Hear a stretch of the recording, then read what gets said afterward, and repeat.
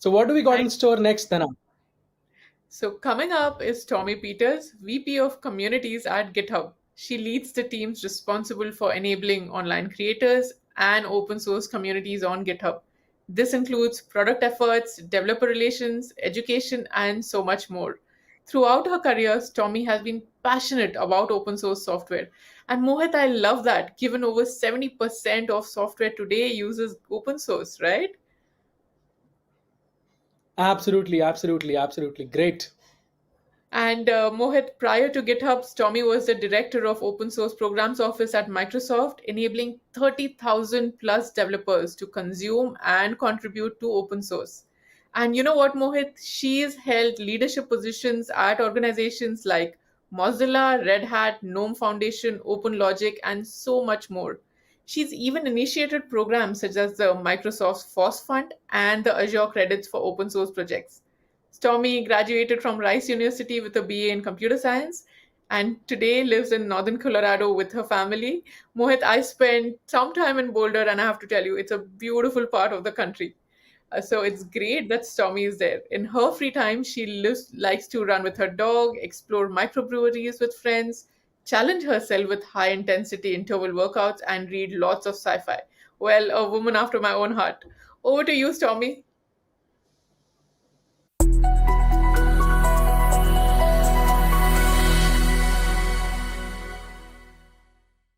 Hello, everyone. Thank you for joining us on day 2 of GitHub Constellation. I hope you enjoyed yesterday's sessions and feel refreshed for another day. This is our 3rd annual event in India, making 2 years of GitHub's operations in India. The team and community have grown so much.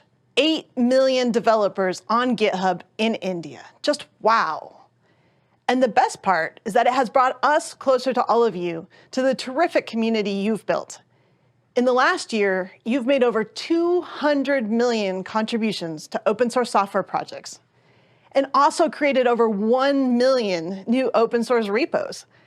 The collective brainpower and collaboration is inspiring. It's pushing the limits of what we've been able to do so far.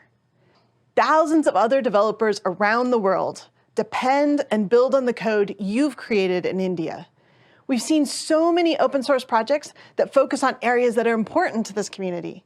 Open source projects in India are improving commerce, communication, business growth, education, which is one of my favorites, travel, and so much more. Many of these projects, as you can see, are participating in Constellation this week. Be sure to check out sessions later today and this week. Check out their websites, tell your friends about them, play a little bit.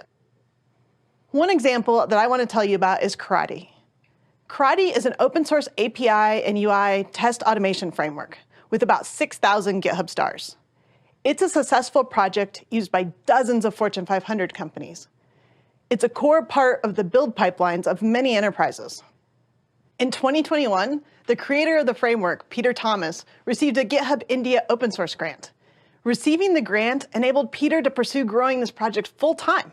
He left the corporate world and set up Karate Lab. Karate Lab was also later accepted by Y Combinator, a startup incubator.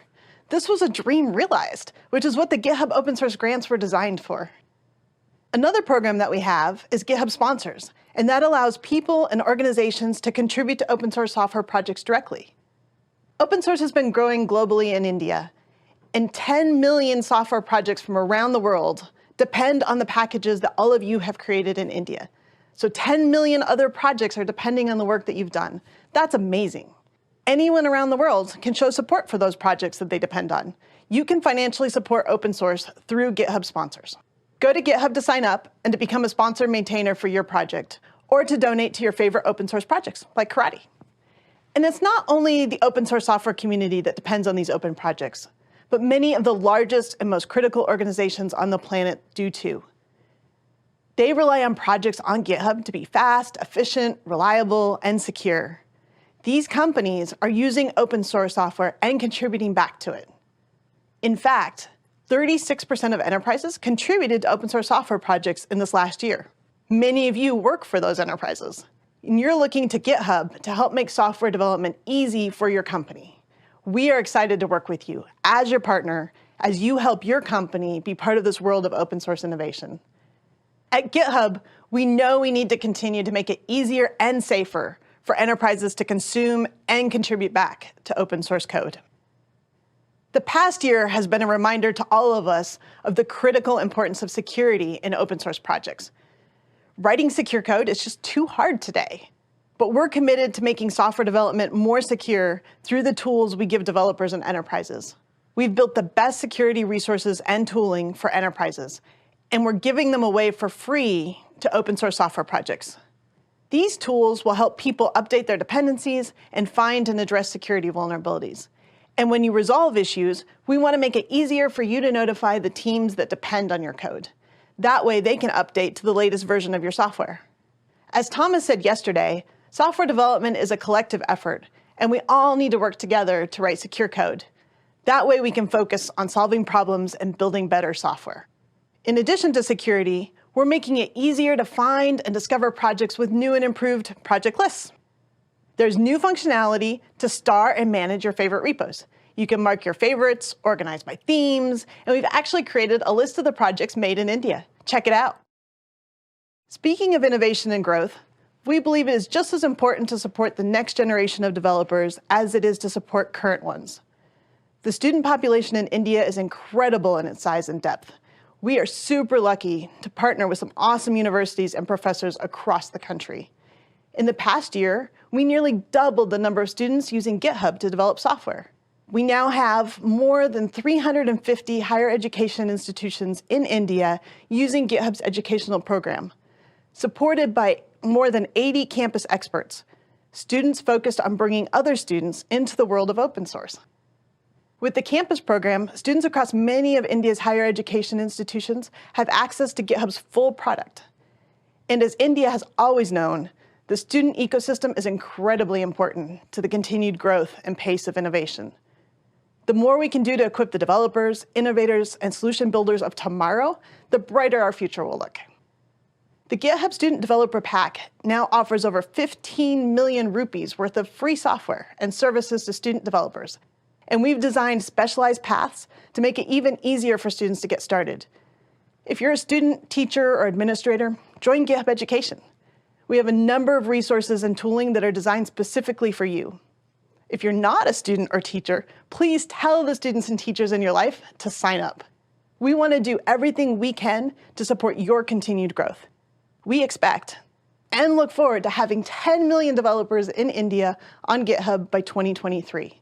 You can sign up for GitHub Education if you're a student, teacher, or administrator with custom paths that meet you where you are.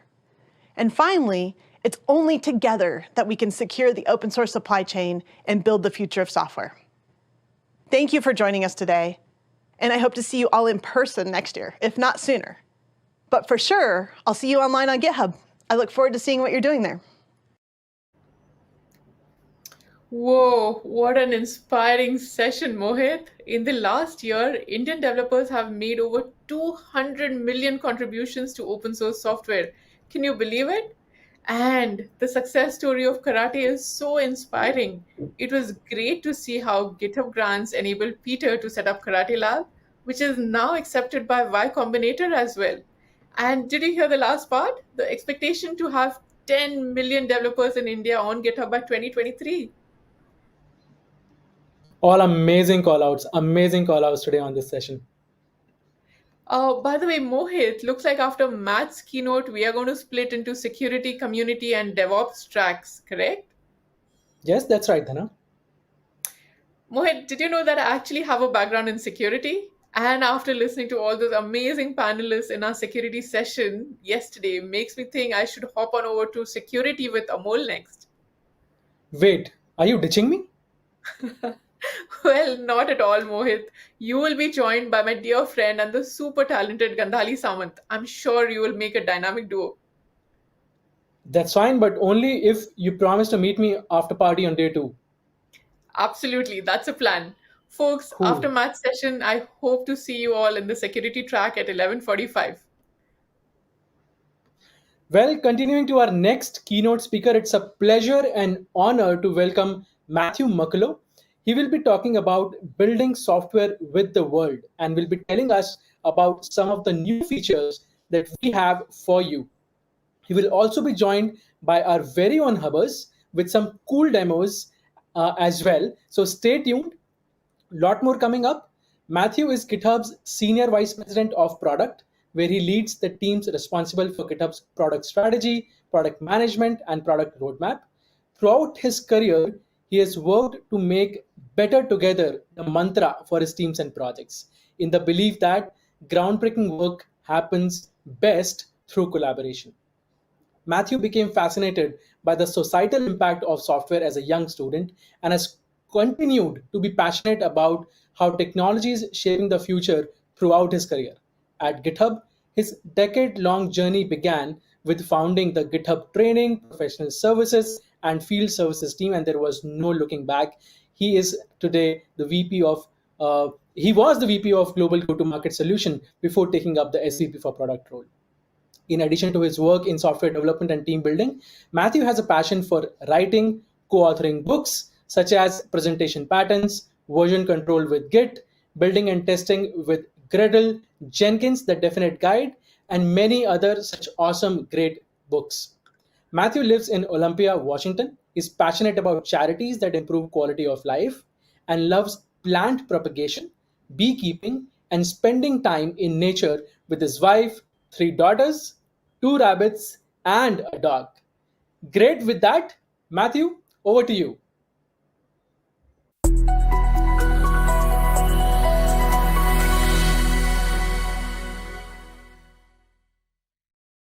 Hey everyone, I'm Matthew Mccolow. With the help of some of my colleagues here at GitHub, I wanted to take you on a tour through many of the great new features that we've been building. Many of these were made in India by our brilliant and talented team based there in partnership with Hubbers from other countries around the world. Building software is a team sport, and it's getting even more collaborative every year. It's not just companies like GitHub that are coming together with teams across the world to build incredible things. Amazing collaborations and contributions from developers are happening every day in open source projects and in thousands of corporations. The classic days of offshore development centers and outsourcing are gone. Teams all around the world need the very best developers in the world to help them build their products. Whether you're in Miami or Montreal, Mumbai or Mombasa, if you have something to contribute, GitHub helps make that easy.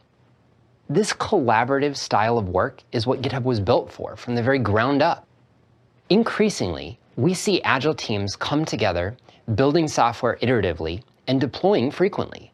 They're bringing value more quickly to customers. The most successful companies are adopting DevOps practices and tooling. But why? Not just because they're buzzwords, but in service of helping them ship more iteratively.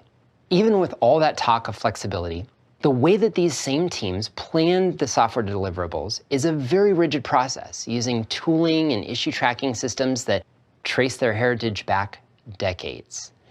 That was a time when we built software very differently. And you neither want to build like a dinosaur or be using a dinosaur. We know that needs to change. Developers want to plan and track their work in the same way that they build software, with flexible and lightweight processes that are built to adapt. But rather than talk about it, let's show you what we mean. Hey Shilpa, can you show us a demo? Thank you. Hey everyone. Have you ever had this really great idea, but the second you sit to put it down in writing, you realize that it's not quite there yet? So that's exactly what Discussions is meant for, to provide you with a space where you can discuss ideas with your teammates and bring them to a form that you're happy with before you actually start working on it. At that point, you can create an issue directly from your discussion so that you don't lose all of the context that's available in the original discussion. And when I create the new issue, you'll see that there's actually a new option here, which allows you to create a branch for this issue. This allows you to link a branch to the issue that this change originated from. So it's a really nice way for you to, just trace everything back to the source of the original idea. And I'm sure, so once you've created this issue, you're going to want a place to track everything that you're working on, right? And that's exactly what project boards is meant for. So here's how you can just link an issue to an existing project board. And this is what the project boards look like. I'm not sure if you've seen this, but these are the new GitHub project boards, and you'll see that you can actually view all the items in a table as well. You can always switch to the older view of viewing things in a Kanban board, but I personally really like the tabular form. And you'll see that it's really easy to create custom fields. So these could be text, numbers, dates, whatever it is. And it's also very easy to create new custom views if you decide that you would rather group all the items on your board by a different field. So instead of looking at things by area, maybe you want to view things by status, right? So it's pretty straightforward to do that. And if you've ever actually managed a project, you'll know that there are a couple of tasks that are very repetitive, right? So to spare you the horror of having to work on that, we actually have created workflows which allow you to automate certain tasks. So when an issue or a pull request is closed, you can set the status to complete on the project board, for example. There's a couple of default workflows here, but you will soon have the ability to create and edit your own workflows as well. And I guess the last thing that I wanted to show you was creating your own charts, which is, again, very straightforward. I can click on a new chart, and when I hit configure, I get to choose the layout that I'd like to see. So maybe I want to use a stacked bar graph and take a look at what everyone's working on and maybe the current status of those items, right? So it's that easy to create a new chart. So that's pretty much all I had for you. I hope you found this helpful.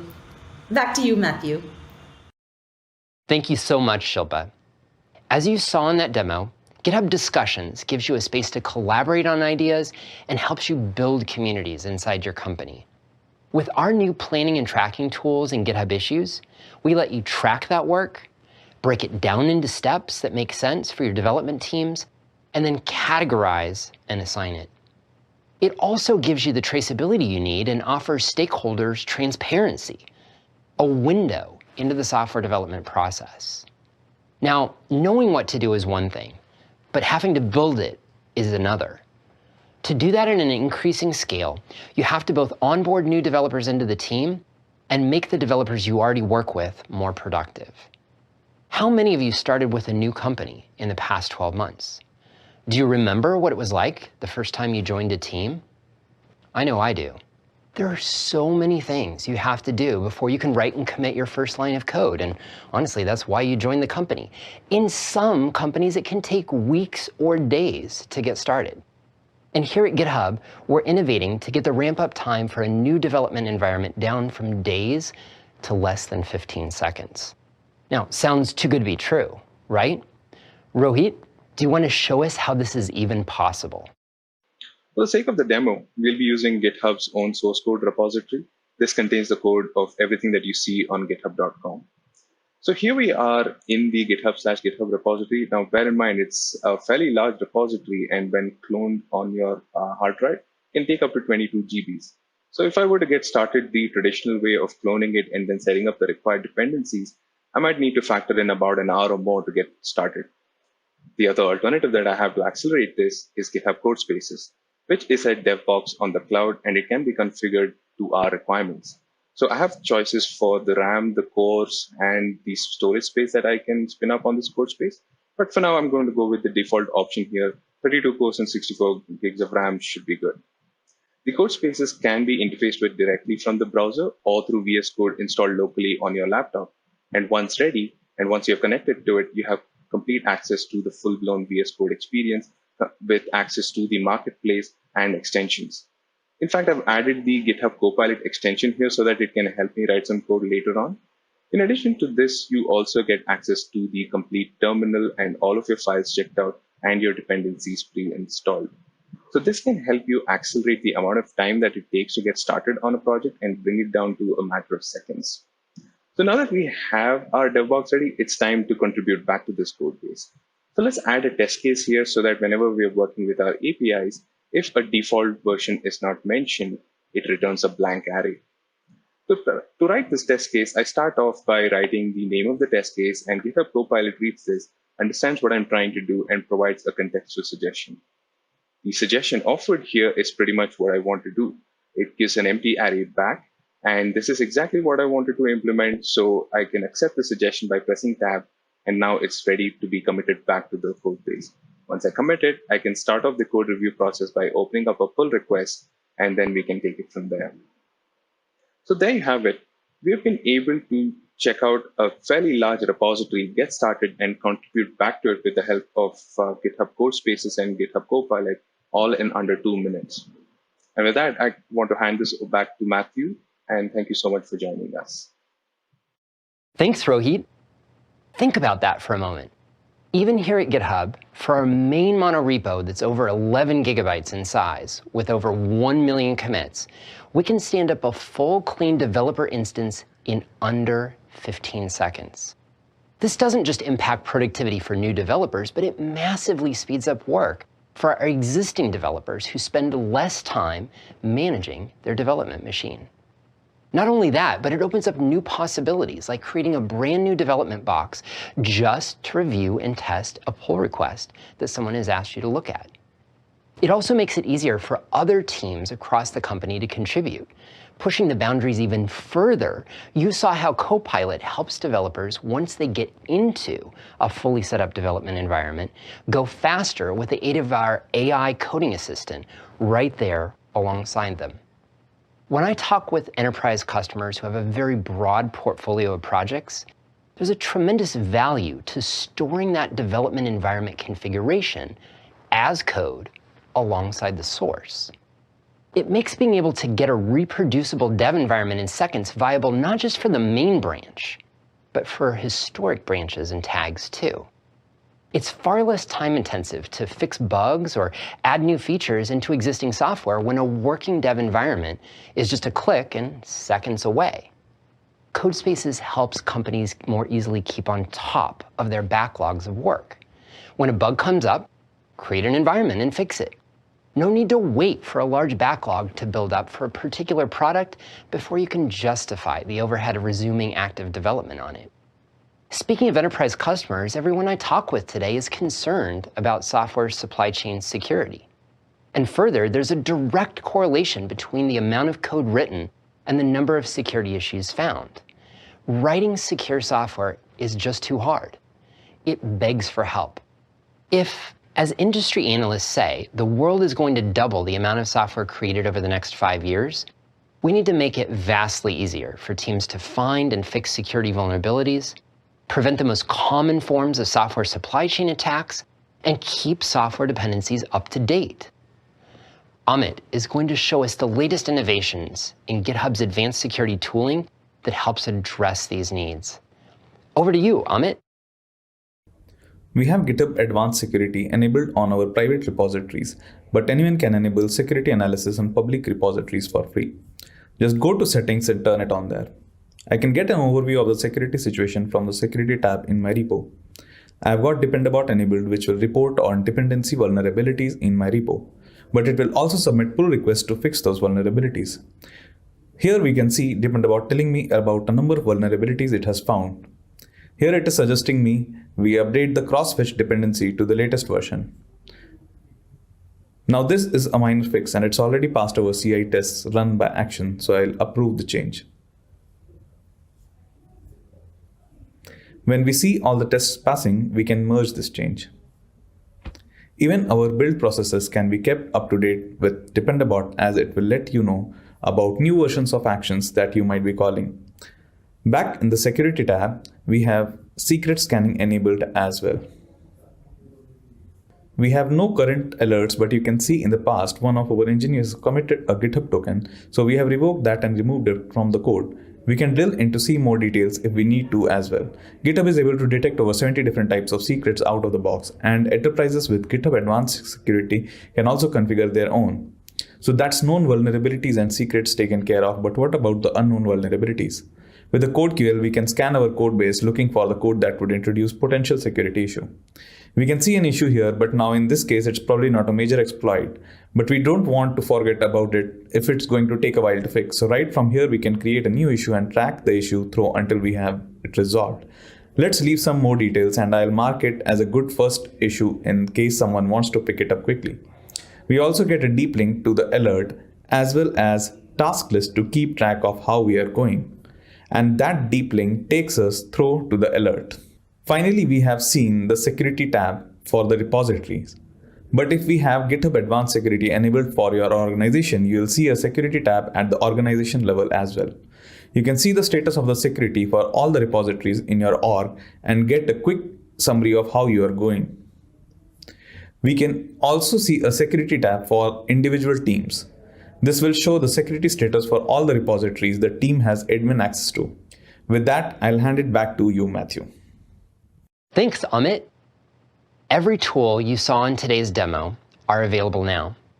Security is an activity and posture that the best developers are integrating directly into their DevOps pipelines. And those pipelines work best when they support your desired DevOps culture and process changes. GitHub Actions is our flexible compute engine built right into GitHub, allowing automation across every element of GitHub, from CI and CD to code scanning. An Actions automation can fire up when someone creates or comments on an issue, submits a new pull request, pushes a commit, or merges a branch. Anything that creates an event in GitHub can kick off an automation with Actions, and you can even send webhooks into GitHub from external systems to trigger a workflow. We announced GitHub Actions just over 2 years ago. The community of developers right here in India and across the world have jumped on board. And today, GitHub Actions has the largest community and use of all CI/CD providers, in no small part because building extensions are easy, reuse is literally a part of the design, building extensions to other systems is also easy, and Actions is the most open of all developer automation platforms. If you're not already using GitHub Actions as part of your development, then you really should take a look. Mohan is going to show us all how to get started. Mohan, take it away. Hi, I'm Mohan, a Principal Solutions Engineer here at GitHub. I'm currently in our repository looking at a pull request that was submitted by one of our engineers. You can see they've left some comments, any related issues, and an additional comment from my colleague Martin, who confirms this all looks good. But most importantly, we've got all these checks. These are GitHub Actions and are workflows that run when a pull request is submitted. Given all the green check marks, it's clear that the change passes the tests.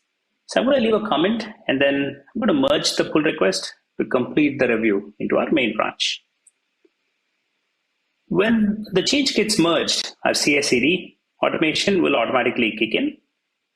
We'll check everything again, and if all looks good, deploy the changes to staging. And in staging, I still have the option of running any Dast tools or any automations to verify if the deployment looks okay and promote it to production. While all that is happening, let's take a look at another pull request. Now, this one is currently awaiting approval. The automated checks are verified and told me that things look okay. So using the power of GitHub's environments and environment approvals, I can now reuse all the logic that I've built to deploy to staging to deploy into production as soon as I approve. We get a full end-to-end traceability of who deployed, what was changed, why, along with all the artifacts that were deployed. So this means now we can do full enterprise scale continuous deployment thanks to the power of GitHub Actions. That was a very quick introduction to GitHub Actions. Hope we found it useful. Have a wonderful day. Thank you. Everything we've shown you today is available for customers who have GitHub Enterprise or have added GitHub Advanced Security. Lots of startups and growing companies prefer to take advantage of our cloud-hosted enterprise offerings. But we also work with customers who need to work inside firewalls and other protected environments. For those groups, every quarter, we take the functionality from our cloud-hosted GitHub platform and we bring that to our self-hosted on-premises environments. That's our quarterly release process of a product that we call GitHub Enterprise Server. To sum up, all the core features of GitHub are available free for teams of any size. GitHub is, and always will be, free for open source developers. So I encourage you, go get started now It could be a new idea for a startup company. It could be a goal for making your existing company more efficient. It could be an idea for making your team more collaborative, or a community that you want to create and grow. GitHub is here to help you plant those seeds and to help them grow. Enjoy today's sessions as we help you learn more about the ways that GitHub can contribute to your software development processes. I'm looking forward to hearing from you soon.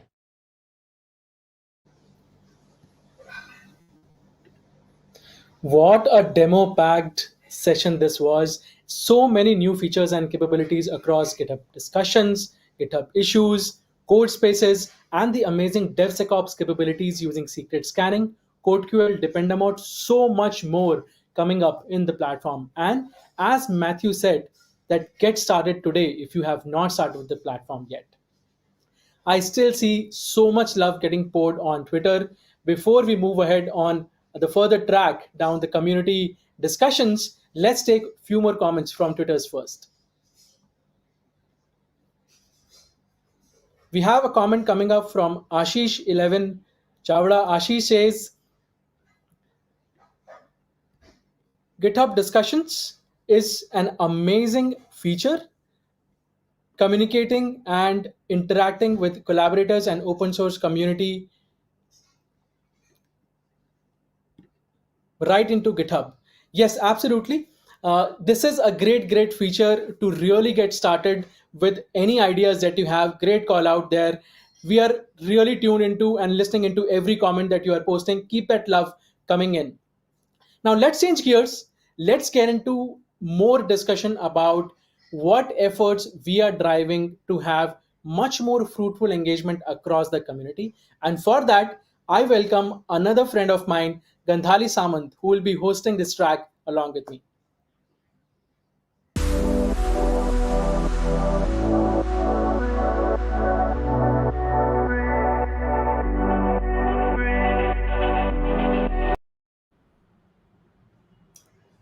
Hello there, Mohit. Welcome, Gandhali. How are you doing today? I am so excited to join you here, Mohit.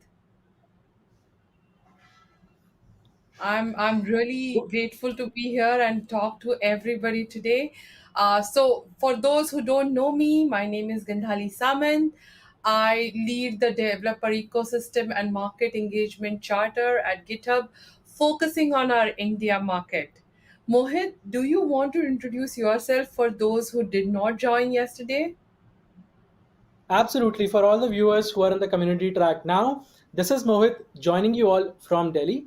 I take care of go-to-market efforts in the APAC region, and I'm super excited to unfold so much more information, so much more fun that we have for you. So, Gandhali, I've known you for quite some time now, and you have been leading the fantastic community team here in India for over the last 12 months. Now, before we proceed into some of the further discussions planned for today, how about you tell all our viewers about the amazing stuff that your team has been up to over the last 12 months? Oh, what to say, Mohit? It's been an amazing ride. As you know, I just finished 1 year at GitHub, and it doesn't feel like 1 year. It feels like a longer time because we did just too many things. But if I just have to call out top three, I will talk about the GitHub Open Source Grants Program, which Stormy also mentioned in her keynote. We actually had a call out for many different maintainers and contributions to submit their entries, and we selected top 15 projects by their impact and their popularity, and those developers or maintainers slash contributors got open source grant to keep those projects ahead. And we heard some stories in the Stormy's keynote that how some of those grants really enabled some of our maintainers to take forward their dream of having a startup based out of their open source project.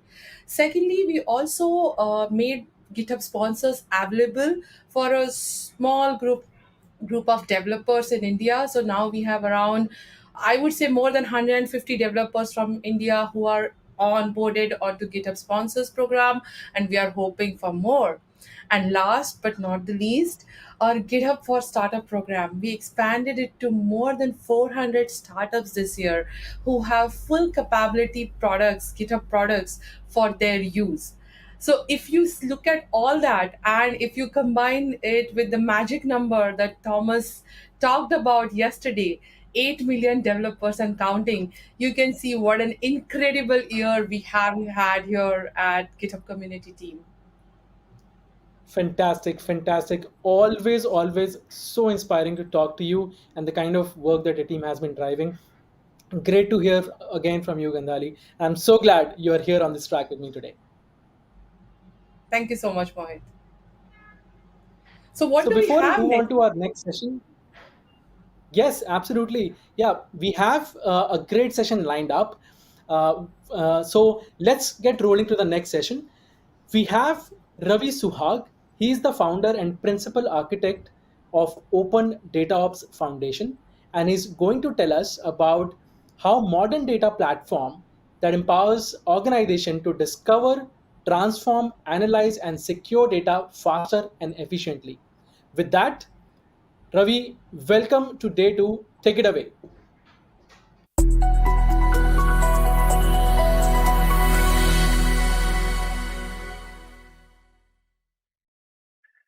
Hello, everyone. Welcome to GitHub Constellation. Thank you so much for having me. It's a lovely day. Let's just get started. Okay, today we will be talking about crafting modern data experiences at scale. And before we start diving deep into it, let me just introduce myself. So my name is Ravi Suhag, and I'm founder and principal architect of Open DataOps Foundation. In last a decade, I have spent my time in terms of building data visualization platform, data ops platform, and then multiple other set of challenge on the similar side. Very recent has been at like building a data platform at Gojek from ground up and as a self-service platform. So very high level, what is ODPF, right? So ODPF, according to me, is a modern data ops platform that allows organization to discover, transform, analyze, secure data faster and efficiently. And why do we think there is a need for that, even the ecosystem being so mature or at least advancing so much, right? So to understand that, let's just talk about certain challenges that data ecosystem face these days. The first one, in my opinion, is fragmented tooling. Right? There are so many tools which are out there, and we all know about it, from data ingestion to reverse ETL to feature engineering to data observability, and so on and so on. Right? But this tooling is so fragmented that to build an end-to-end data platform to empower your data users, you need to pull together so many of these tools and still tie them together to each other. Right? And even if you decide to do that, right, if you have enough money and if you have people to kind of go through that journey, these individual tools which are focused on a niche problem, they lack integration. They lack native integration between each other, and there are so many silos among themselves. And what that results into is poor end user experience, because the focus is not really on user personas, that who exactly is going to use it and how they are going to use it to solve certain data problems within their organization, right? And what we end up with is so many mature tools or advanced tools, but very, very, very poor experience among the tools itself. And I think that now, all of this really translates to not really being modern data stack, in my opinion, but more of a modern data mess, right? And this is the picture put together by Matt on how this ecosystem kind of looks like right now from tooling point of view, right? But we need to think about how should it feel to use a modern data platform. And I think that's the question we need answer to as an industry. And ODPF actually has been our solution or an attempt to that solution to answer that problem itself for the organization that we worked on and where we built. And what we believe is ODPF is a solution in terms of experience first approach for data people within an organization. And this has 4 fundamental frameworks on which it is applied, 4 stages, if I say so. And first one happens as at a discover level. So just imagine if anyone joins your organization and they have anything to do with data, whether it's a product manager or data scientist or analytics engineer, right? No matter who. The first thing they need to do is identify where the data is. They need to search through whatever data catalog that you have, but first they need to understand what lies there within the organization. And once they know, okay, this is where I can go and search for the data, this is where I can look for it, the second aspect is that they need to understand it. And now this meaning of understanding can differ very much, right? Understanding also means that they need to understand what this data really means. What is the quality of it? Where is it coming from? What is the lineage, right? And what are the other metadata aspects of this data? Is it worth using for, right? Does it have the right data points and the right data sets within it? In short, does it hold the value and the quality that I need it to hold? And what does it even mean, right? And once these personas, these user personas understand this data, the third step they want to take on this is that they want to operate on that data. And depending on the kind of user that person is using, this operate will change, right? For analytics engineer, this operate could be writing a SQL and generating a dashboard. For a data scientist, it could be training a model. For data engineer, it could be aggregating that data with a stream processing job. And they all operate on that data. And then the final stage comes is that they want to take whatever the result of that operation is and apply it back to business, and then drive that business value, right? So for data scientists, it's going to be deploy that model and then serving those predictions or inferences and then getting that business value out of it, right? Or for a product manager, it could be that getting that understanding of that business metrics and then applying it to the business to make a business decision. And now let's just dive deep into that, how ODPF actually comes, like what exactly it is and what it contains. And then we will circle back into the same experience, that how these tools within ODPF actually help us achieve this experience that we just talked about, right? So ODPF is like a fully integrated suite of data products, and it has products from building everything end to end, from ingestion to insight, and also to have your data management plane for observability, security, access control, and even catalog. And ODPF products are categorized in 3 verticals majorly. One is around the data lifecycle. So from ingesting to stream processing to then loading your data and then transforming it and then running operational analytics on it, right? So this is more of a basic lifecycle of your data. Then there is data management. So now that you have this lifecycle, how do you manage the data within that lifecycle? And that's where your data catalog, your data access control, your identity management, and observability comes into the picture. And then much deeper data operations. So you orchestrating your data infrastructure, or you maintaining your alerts and monitoring about the whole system, or you managing the schema when the data flows across the life cycle. And so these are basically 3 verticals of the tool that are part of the data ODPF ecosystem. And just to dive a bit more deeper into it, the first stage of the life cycle is data ingestion. And that's where the product Raccoon comes into the picture, which allows you to basically people to produce data. And then once they produce data, this data flows back into a pub subsystem. One example could be Kafka. And once you have the data in Kafka in form of events, the next step you want to do is you want to aggregate data to serve those real-time analytics or real-time aggregations. And that's where Dagger comes into the picture, which allows you to stream process the data of which is flowing across your pub subsystem in real time. And the next stage is once you have this aggregated data back into Kafka, for example, right?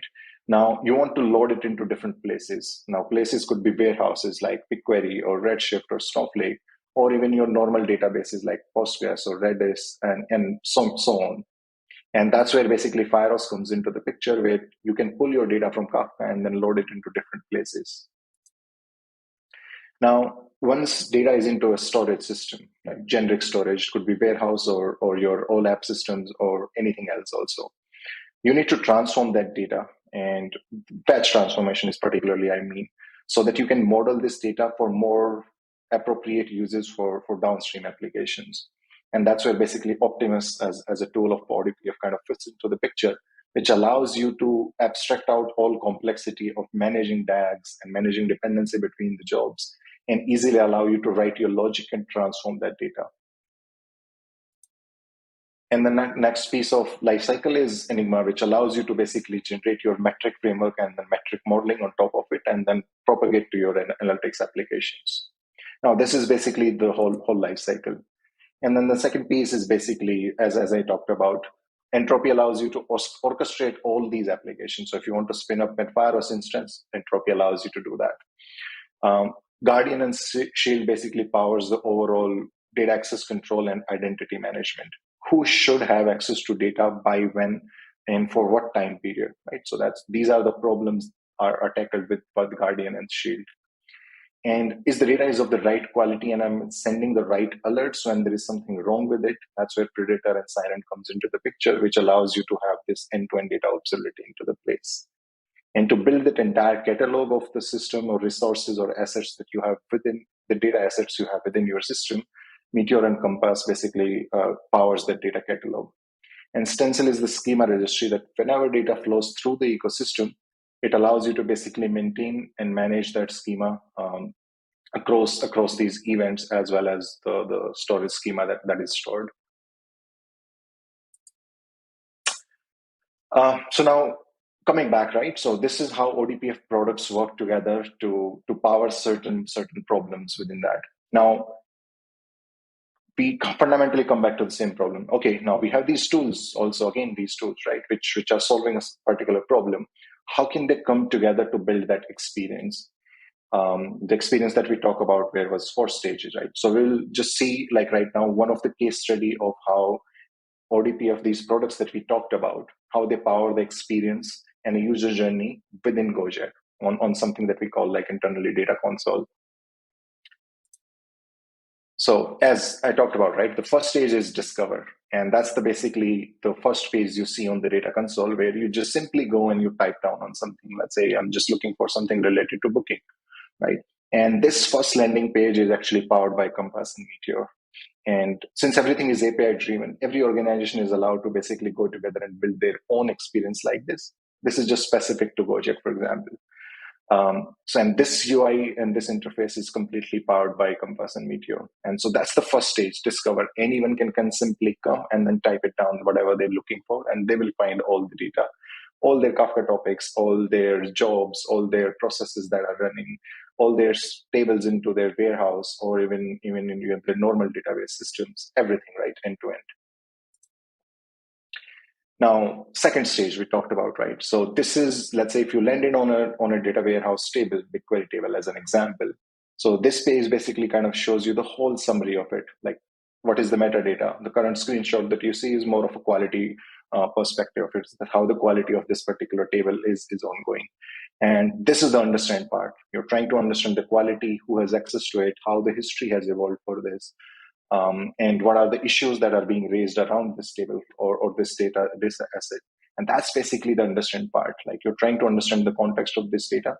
And the products which are powering this ecosystem is Optimus and Predator. And that's basically the second part of the journey, which is understand. Now, third is operate, right? And operate is when you got that table and you want to operate on top of it. And this is basically the interface which allows people to simply come and write their logic in the editor and then look through all the logs and then do the save points, checkpoints, look for shortcuts, templates. And this particular screen is basically powered by Dagger and Pyros.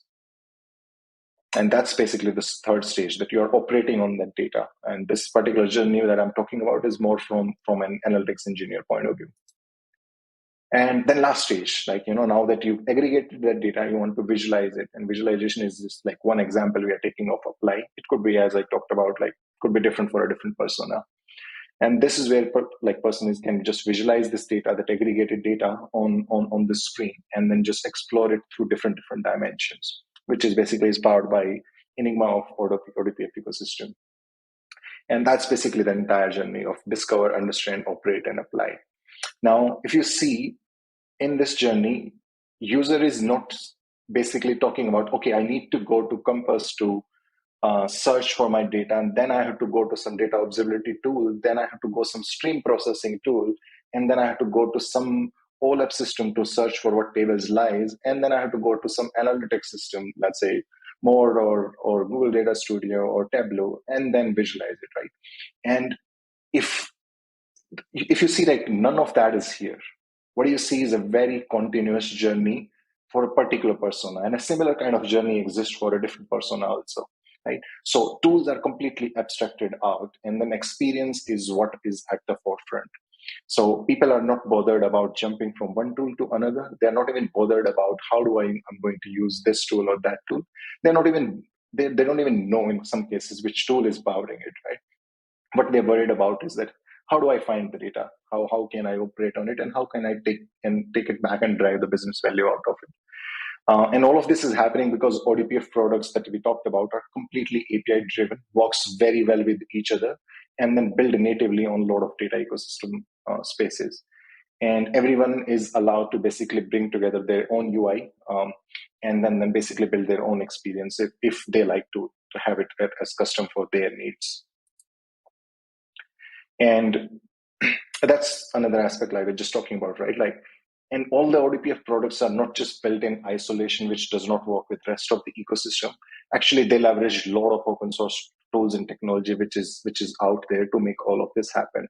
As an example, Kafka is like one of the foundational component that is utilized by ODPF product for making event-driven system like possible. And another example could be, let's say, Dagger uses Flink like very heavily. It's built on top of Apache Flink to allow that very seamless stream processing for the end users.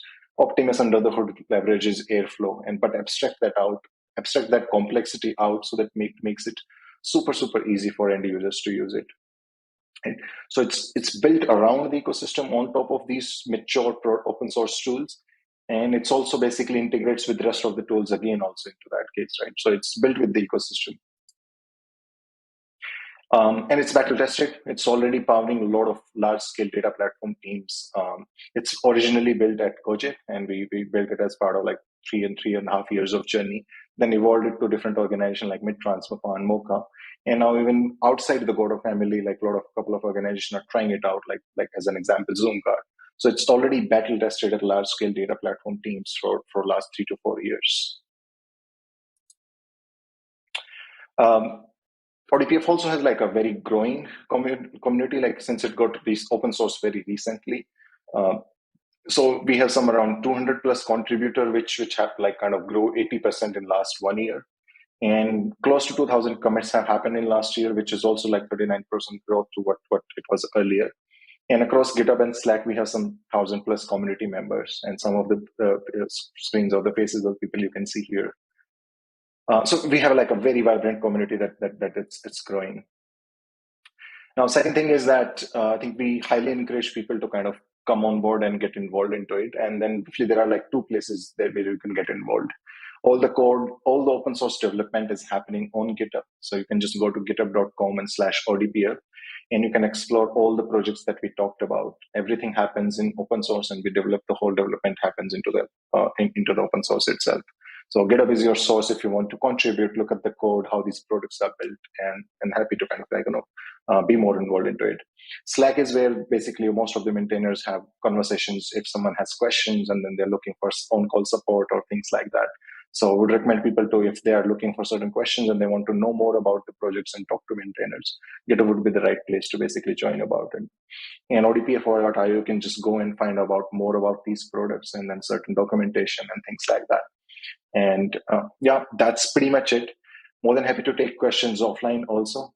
Thank you so much. Thank you so much for having me here. Have a good day.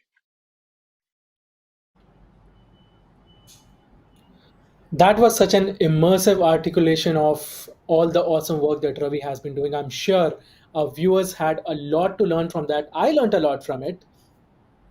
And Gandhari, there's just so much love coming up on Twitter. I would love for you to take a couple of tweets that our viewers are sharing with us. Yes, Mohit, I think that's a good idea. Let's see if we are getting any more tweets. Okay, here is a tweet from Alter Ego. It gives me goosebumps to watch this. Such inspiration. Hashtag GitHub Constellation. Thanks, Alter Ego. And all of you there, please keep pouring your love on us on Twitter and let us know how the event is going on for you so far. And with that, we actually have a surprise for you. My colleagues Dhana and Mohit had too much fun yesterday, right? So let's do a day 1 wrap-up video and see what all they did yesterday. Can we roll the video, please?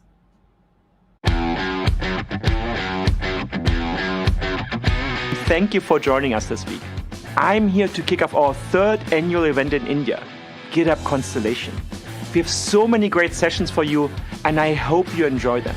Open source has won. If you are an open source maintainer, you're working on some of the most exciting stuff.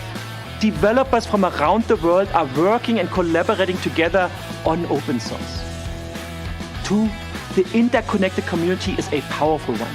Open source, education, and enterprises, we are all in it together.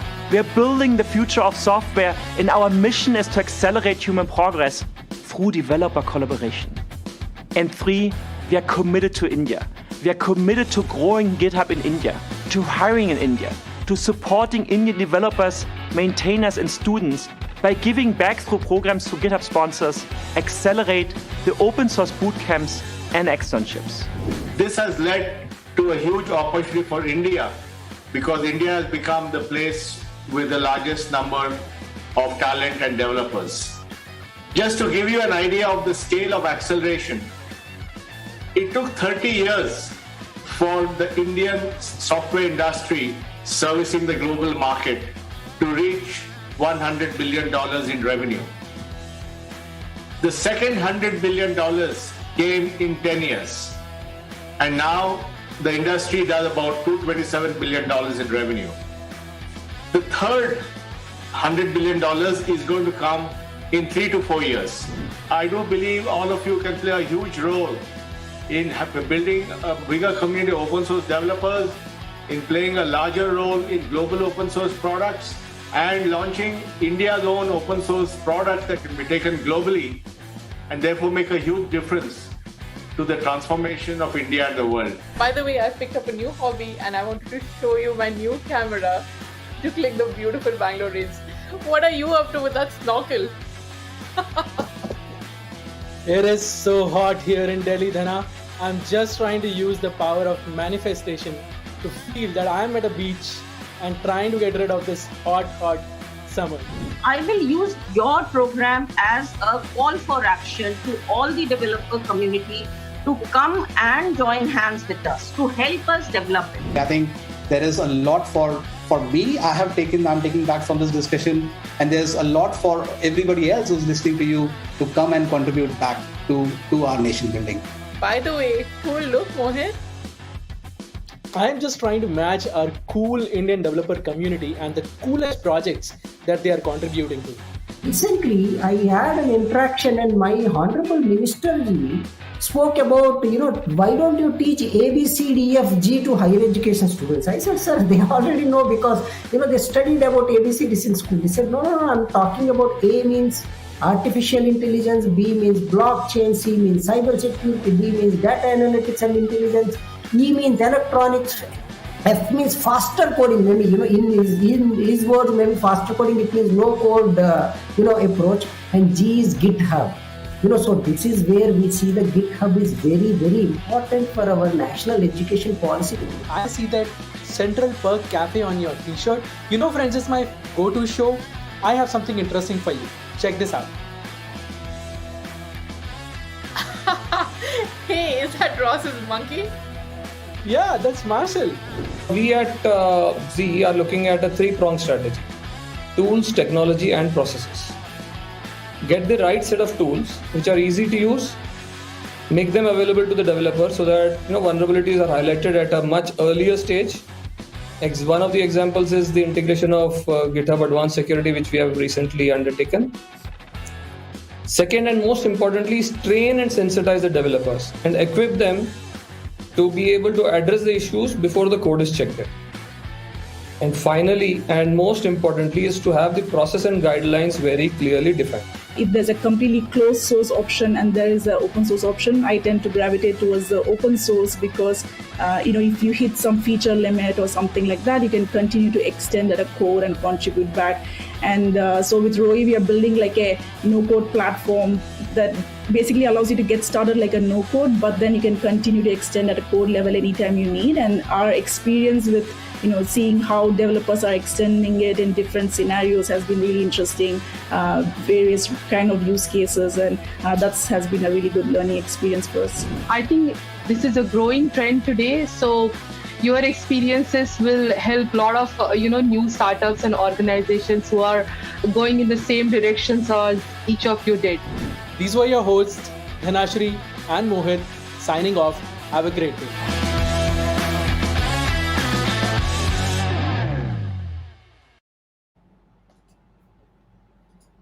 Oh man, Mohit, you guys had a blast. What an energetic duo you two were. And what a great line of speakers we had yesterday. And what an fantastic Twitter engagement. So, with that, on that note, can we see if there are any tweets today?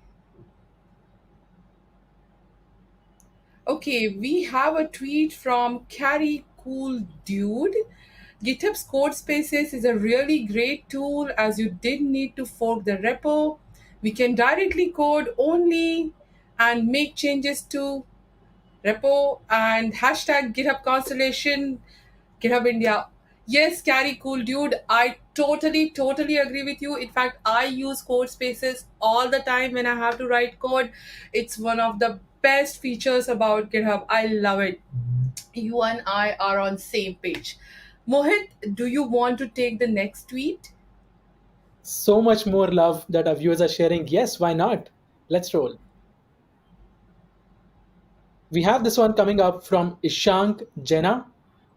Ishank says Aadhaar, UIDAI, UPI, FASTag, Coven Platform, ONDC, which is an upcoming project, plus many more such highly scalable systems were built using majority open source technologies. Shout out to Nandan Nilekani at GitHub India, hashtag GitHub Constellation. Yes, many such powerful projects, technical innovations are happening using open source, and we are trying to contribute to it to the best. Thanks a lot for sharing such insightful comments. We are hearing to you regularly, so keep posting your love, your comments, and we will keep reading that up here. So, Gandhali, you are from Mumbai, I am from Delhi. We can't avoid a Delhi Mumbai face off, and we will do it with a twist. So tell me one thing that you love about Delhi, but being a Mumbaiker, you don't get that at Mumbai. Mohit, you asked me a question very close to my heart. Yes, I am a born and brought up, blue blood, hardcore Mumbaikar, and there is nothing that we Mumbaikars don't get in our Mumbai. That's what we like to say. But there is one thing about Delhi. Can I tell you what it is? It's I'm all jalebi yours, and all yours. rabdi. It's jalebi and rabdi combination. You know what? I was in Delhi couple of months back for a wedding, and somebody was laughing at me. They said, "Oh, in Mumbai, you guys eat jalebi and poha." I said, "No, no." I said, very proudly, "We eat jalebi and fafda." And they said, "Oh, that's even a worse combination. You have to eat jalebi with rabdi." And I have to agree with them, Mohit. It's just heavenly. Every time I visit to Delhi, I make sure I eat that. So that's one thing about Delhi that I love. Now I'm going to turn it back on you. You tell me what is one thing about Mumbai that you love and you do not get in Delhi. I think top of the mind for me would be beaches, Marine Drive, but I think while your weather is sticky, the people are not. You have Wow. just the right amount of warmth in neighbors and not the extra warm neighbors that we have here. You know what I mean? I know what you mean, Mohit. I know what you mean. Okay, Okay. let's give it another twist. Okay. Tell me something that you can live without at Mumbai. I think it's no brainer. If you ask this question to any Mumbaikar, they will give you the same answer. You know what that is? Traffic. I can live without Mumbai traffic. In fact, my poor 5-year-old kid, when he plays with his Hot Wheel cars, he doesn't let them zoom through the tracks. He brings up elaborate traffic jam scenes. That's the mental impact we all have because of traffic. So that is one thing I can really live without, Mohit. And I'm going to turn it back on you now. What is one thing about Delhi that you can live without? To be honest, I love everything about Delhi. I would not want to take anything that Delhi has, be it a little bit of warm weather, be it a little bit of rowdiness, but the lot of love, Delhi walo ka dil, makes up for everything that we have. So on that, nothing that I would want to take out from Delhi. So Gandhali, what have we got next on today's community track? Before I tell you what have we got next, tell me how many times in last 7 days that you have either used GPay or Paytm or Amazon Pay or Phone Pay or Bhim app. Just count. I know it's a rhetorical question. It's all the time, throughout day, whatever I'm buying, it's all on digital payments. What's the point? The point is, Mohit, that you do too much shopping. But also, the point is that if you have used it, that means you have used UPI, the instant real-time payment system developed by NPCI, and which is the world's fastest growing payment system. In our next session, Nikhil is going to uncover some of the really interesting things that happen when we use UPI. Nikhil Kumar is the co-founder of Setu, and they are building APIs which are used by hundreds of businesses to reimagine onboarding, payments, deposits, lending, and data empowerment for their end customers. So with that, let's go to our next session. Welcome, Nikhil.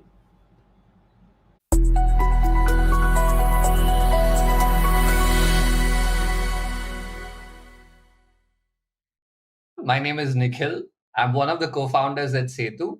We are an API infrastructure company. And today I'm super excited to be talking about what happens behind the scenes on UPI and walk you guys through this. Let's get started. Before we begin, let's do a quick recap. I'm sure many of you heard Nandan Nilekani's keynote address sometime earlier. Let's try to understand why is India one of the most exciting fintech markets in the world. In the last 5 years, India has been going through a massive digital revolution. It started with the identity program of Aadhaar. We have 1.22 billion people today who have a digital identity. We have 700 million plus unique mobile connections in India. There are 600 plus million unique internet users.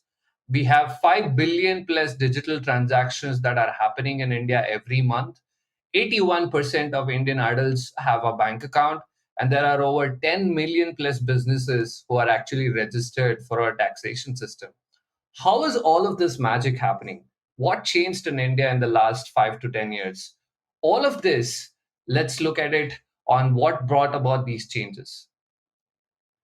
This acceleration was due to the creation of what we call as India Stack, which is nothing but public digital infrastructure. If you think about it, many years ago, for a country to develop, a lot of countries invested in what we call as physical infrastructure, which solves for a particular gap. For example, if you were to solve for transport, for one person to move from another person, the government had to invest in this infrastructure to build things like railways and roads. And as you all know, this is something that the work is in progress, and we continue to make these investments to build this physical infrastructure. Similarly, in the last few years, we've made this big shift on also building digital infrastructure to solve service gaps. And these ones are all designed as open APIs and standards, and they're called as digital connectors or digital public goods, which have been ushering this new innovation in India. Now, what are these digital public goods, right? The journey of this started in 2009 when Aadhaar, our digital identity program, was launched. And since then, we have been consistently building various different layers of this digital public infrastructure. The bottommost layer, as you can see, is the identity layer, which essentially enables a user to authenticate themselves and perform actions like KYC, which is your account opening process, digital signature, where you can replace any wet signature that happens in India through a digital signature. Above this identity layer is the payments layer, where there are multiple different payments infrastructure that have been built in India. Obviously, the most popular one being UPI, which we will talk about it in detail later today. The third layer of this India stack is known as the data layer. This is essentially the layer which enables users to get access to their financial data using consent, and be able to share this data with anybody that they want. And this entire framework is called the consent framework, or the data empowerment and protection architecture. You can read a lot about this on iSpirit's website and many other resources on the web. Now, let's get back to the topic of the day on UPI. Before we start understanding UPI, I wanted to help you all visualize what is the benefit of all of this digital infrastructure when it comes together. You can, take an example of this seller. She is a small kirana shop or an MSME in India who wants to basically sell more and grow her business. In order for her to grow her business, one of her biggest challenges is her access to working capital. And for her to get her working capital, she needs to basically digitize her entire business life cycle so that she can access this working capital from a formal financial institution. Now, this is where India Stack comes into play. All the way from beginning to get a loan offer, being able to share our data with a lender to be able to underwrite and process this loan completely digitally and repay this loan digitally. This is where India Stack comes in about. The outer layer, what you see on this particular image, is all the public digital infrastructure that's being built. The middle layer is where developers like you or market innovators are actually building applications that will enable a small seller like her to actually access credit. Now that you have this background, let's now deep dive into UPI. So what exactly is UPI and how does it work? At the outset, UPI is very simply a payments markup language. Just like SMTP, which enables you to receive mail and send email from two different email applications, UPI was simply designed to enable users to send money from one application to another application. If you look at it on the left side, if an app like PhonePe or a Google Pay or a Paytm had to build this payment experience, they will have to go and do an integration with every single bank. Obviously, there is no standardization and there is no standard, a trusted third party who will basically bring in the standardization into this. Which is why NPCI, which is the National Payments Corporation of India, was set up by RBI. And NPCI is the nodal agency which basically is responsible for developing and building UPI. Now, what NPCI did is they published UPI as a standard protocol, and they behaved as the trusted third party who are basically connecting financial institution and payment applications. To understand UPI in detail, I will walk you through some jargons. You will have to bear with me and understand. There are essentially two types of banks in UPI. One is called an issuing bank and one is called an acquiring bank. To understand this very simply, an issuing bank is where you park or you keep your money. Let's say if you're using an app like PhonePe, and if your bank account is actually with HDFC Bank and that's where your money is parked, HDFC Bank is the issuing bank. And PhonePe could have partnered with somebody like Axis Bank and they become your acquiring bank. And then the payment application is PhonePe, right? So this is the life cycle of a particular transaction. Now let's see what happens when you get started as a user.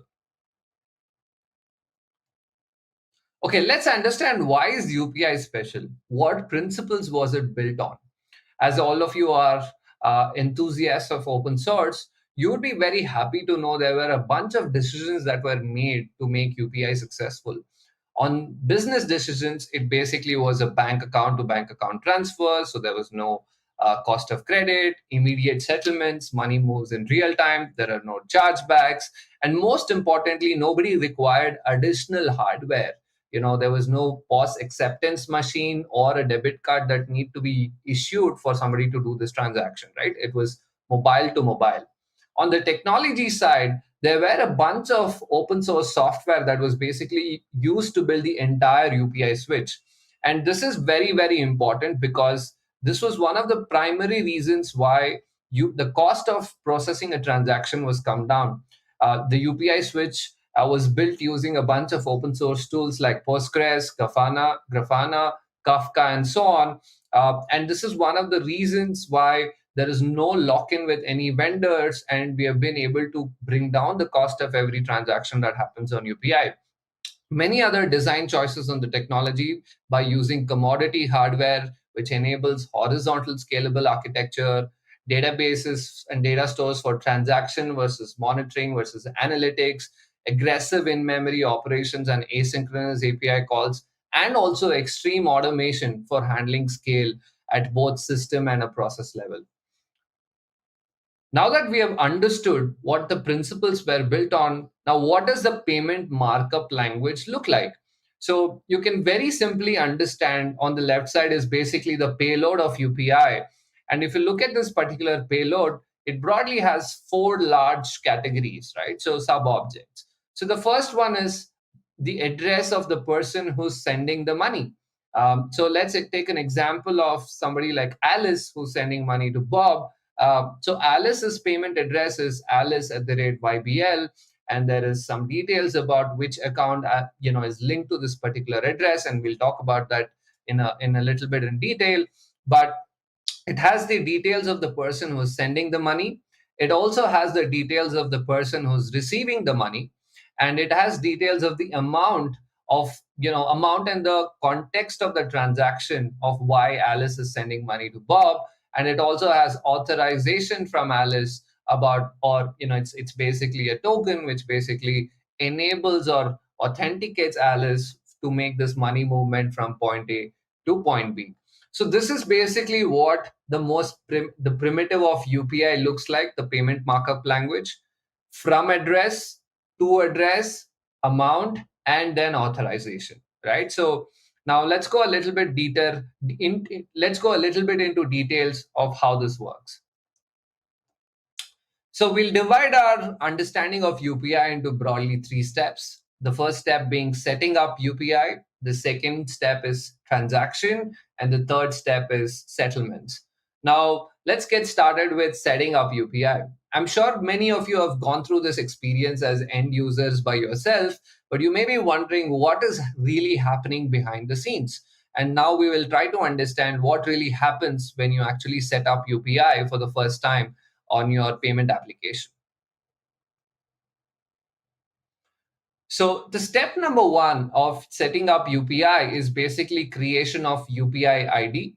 UPI IDs, examples of UPI IDs are, it could be Nikhil at UPI, it could be Nikhil at Paytm, it could be Nikhil at OKICICI, and so on and so forth, right? So this is essentially a virtual payment address, which is basically an addressing layer, which is the first step of getting started with UPI. Now, how does this work? The first thing that Nikhil says is, hey, I want to now create an account with UPI. My phone number is in so and so.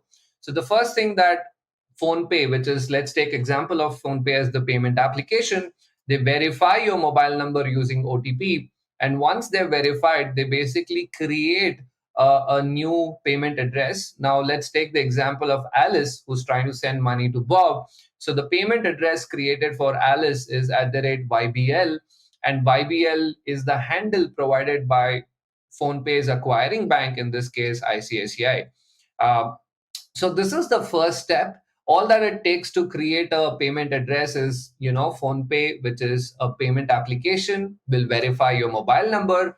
And once the mobile number is verified, you basically get this UPI address assigned to you.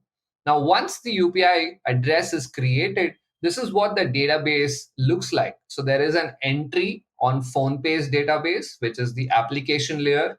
And then there is an entry in the bank's database, which is the acquiring bank or the backend infrastructure layer for UPI. So as you can see, there is phone number, and against that phone number, there is a UPI address. And then most importantly, there is a device fingerprint, which is stored whenever this payment address is created against your mobile number. Now, this is very, very important because every ID that is created and every user who signs up on UPI is uniquely identified by their device fingerprint. And this information is used for every subsequent authentication that happens later. So once this database is getting updated, what you see on the user layer is essentially selecting your bank account, right? So if you remember, first step is mobile number verification, and the second step is linking your bank account. So as a user, you can type in the bank where you have a bank account and then click on it and select it. Now, what happens when you click on this? So whenever you basically click on this on a bank account, so you do this particular interaction on PhonePe. So what PhonePe does is, through its banking partner ICICI, it basically sends a request to NPCI, which is basically the central entity or the UPI switch. Now it basically says, hey, Alice as a user has come on board, and this is Alice's payment address that we have created for Alice. And this is the mobile number of Alice, and Alice basically has a bank account with HDFC Bank. So can we basically get a request? Can you tell us if Alice actually has a bank account with HDFC? So what NPCI does is NPCI understands that, hey, this is an authenticated request that's coming from PhonePe. Now let's go to HDFC Bank, because that's the bank Alice chose, and let's make a query to HDFC Bank and ask if there are any bank accounts against this mobile number. HDFC Bank will do a query against this database of all the accounts of users against their mobile number. And if there is a match, they will basically respond with the account number, IFSC code, and also the name of the account holder back to NPCI. And this information is sent back to PhonePe. And then, and Alice is required to confirm this on the application layer. Now, as soon as Alice makes this particular confirmation, then the database gets updated. As you can see on PhonePe, the payment address of the user is there. And now PhonePe's sponsor bank, ICICI's database on account number and IFSC gets updated. And at the same time, HDFC Bank, where Alice actually has the bank account and has parked her money, basically also has an entry that there was a request that came from PhonePe. This was the particular device fingerprint. And then, as you can see, there are also other parameters like, is UPI enabled for this particular account? Is the PIN for this account set up? And so on and so forth. So this is really what happens behind the scenes when you actually link your bank account. Now let's see what happens next. Now that you have set up and linked your bank account, the next step for you is to send money, right? So let's take an example of a payment transaction and see what all happens behind the scenes. So let's go back to this example where Alice is sending money to Bob. Now, just to recap and put all of this into perspective, Alice actually is signed up on PhonePe, which is Alice's choice of payment app. And PhonePe's sponsor bank account is ICICI Bank. Now, Alice's bank account is with HDFC Bank, which is basically what you see on the top. And Alice now wants to send money to Bob. However, Bob is actually using Google Pay and not PhonePe. And Google Pay's sponsor bank, or the acquiring bank in this case, is Axis. And Bob actually has his bank account in State Bank of India. As you can see, this is a four-party model where on one side you have PhonePe and ICICI Bank. You have HDFC and SBI on one side. Then there is NPCI, and there is Axis and Google Pay on the right side. So now let's see how Alice, who's on PhonePe, is actually now able to send money to Bob, who's actually using Google Pay, and what all happens behind the scenes for this transaction to complete. Just to be clear, Alice's money is with HDFC Bank and Bob's bank account is with SBI. So finally, the money moves from HDFC Bank account to the SBI Bank account. So let's see what happens behind. So the first thing that happens is when Alice enters the recipient details, which is essentially Bob's payment address, As you remember, we spoke about how a UPI ID is created. So when Bob would have signed up on Google Pay, he would have probably gotten a payment address, which could be like bob@okaccess. Now Alice will go and say, this is the person who I want to send money to. And the first step in this is essentially to validate whether that address is available or not. Is this address actually active or not? So that request is sent from PhonePe, and from PhonePe server, it goes to ICICI Bank to NPCI, and NPCI goes to the corresponding bank and the app and saying, hey, we want to send money to this particular payment address. Is this active or not? So now the other bank, which is essentially Axis Bank, whose Google Pay sponsor bank actually has this information stored, and they basically respond back to this query to NPCI and say, hey, there is indeed a UPI address called bob@axis, and we have this particular bank account of SBI linked against it. So it is all good to go. Now you can initiate the payment transaction. So this particular flow is called verification of UPI ID. So many of you can relate to this. When you go to PhonePe or Google Pay, when you enter a mobile number or an address, it'll basically say verifying. And this is really what's happening behind the scene when you actually do that on an application. Now, once this is done, let's see how the payment transaction actually happens. So once this is done, now that we have a successful request coming back from NPCI saying you can send money, the next step is obviously in authenticating Alice and debiting her bank account and crediting, Bob's bank account. Now, in order to debit Alice's bank account, HDFC Bank, where Alice actually has her money, needs to authenticate Alice. So all of you would have realized and used, there is UPI pin that you set up and you enter this pin on a particular page. This pin page is called as the NPCI Common Library for UPI. So whenever you enter your pin, the pin gets fully encrypted at PhonePe, and then that payload is sent to HDFC Bank. Now HDFC Bank decrypts that payload and basically verifies this pin and goes to a database and say, hey, Alice has entered a 4-digit pin. Is this 4-digit pin the right pin or not? And if the pin is the right pin, then it basically gives a successful response to the core banking system where the money gets debited. So let's say if Alice is trying to send 1,000 rupees to Bob, the core banking system will now check, does Alice have this much money in the bank account? And is the PIN that Alice entered right? And if that is correct, then the core banking system will essentially debit Alice's bank account and give a successful notification back to NPCI. Now, NPCI gets this notification, and then NPCI says, hey, now that HDFC Bank has authorized 1,000 rupees to be debited from Alice's account, and they basically then give a successful notification to SBI, where Bob's bank account is, and says, hey, you have incoming of 1,000 rupees, and here is the successful notification for this particular 1,000 rupees. The State Bank of India basically receives this particular notification, acknowledges notification, and that is after, once they have acknowledged it, that is when they will alert Bob saying, hey, Bob, your account was credited by 1,000 rupees.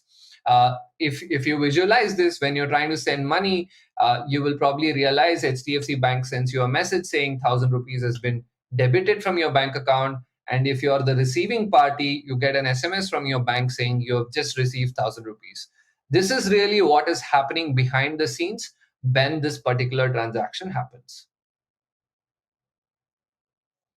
So if Alice is, as we understood, essentially once this payment transaction is successful, NPCI, which is basically the clearing house, then sends a notification to ICICI Bank, to PhonePe, and to Axis Bank, HDFC Bank, and Google Pay. So this is really what's happening behind the scenes whenever a payment transaction happens. Now that we have understood how the payment transaction happens, now let's see how actually money moves for these transactions. So the step 3 in any in UPI is settlements. Just to recap, step number 1 is getting started with UPI and linking your bank account. Step 2, we understood how the transaction happens when you're trying to send money from point A to point B. This is where you basically connect your bank account, enter the recipient address, enter your PIN, and this particular PIN is authenticated, decrypted, and authenticated by your bank. Once the authentication is successful, the payment transaction is authorized and your account is debited and the recipient's bank account is credited. Now, while all of this happens in real time, the actual settlements or money movements between banks actually happen asynchronously. Now, let's see what's happening behind the scenes. NPCI, which is essentially the clearing house, essentially is maintaining a ledger on their end of all the transactions that's happening between bank A and bank B. So at any point in time, NPCI will be sending these reports to these specific banks, or these banks are known as members of the NPCI, where the bank will get a report which says SBI Bank, the net settlement you are expected to get 500 crores from them. If it is Axis Bank, you're expected to get 500 crores for them. ICICI Bank, you're expected to pay them 1,200 crores, and so on and so forth. Similarly, there is a report that is being sent to State Bank of India where it says HDFC Bank owes you 500 crores, but you owe someone else, PNB Bank 300 crores, and so on and so forth.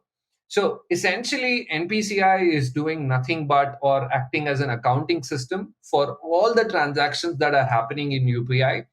They maintain a copy of this transaction information and they generate reports which basically say who owes how much.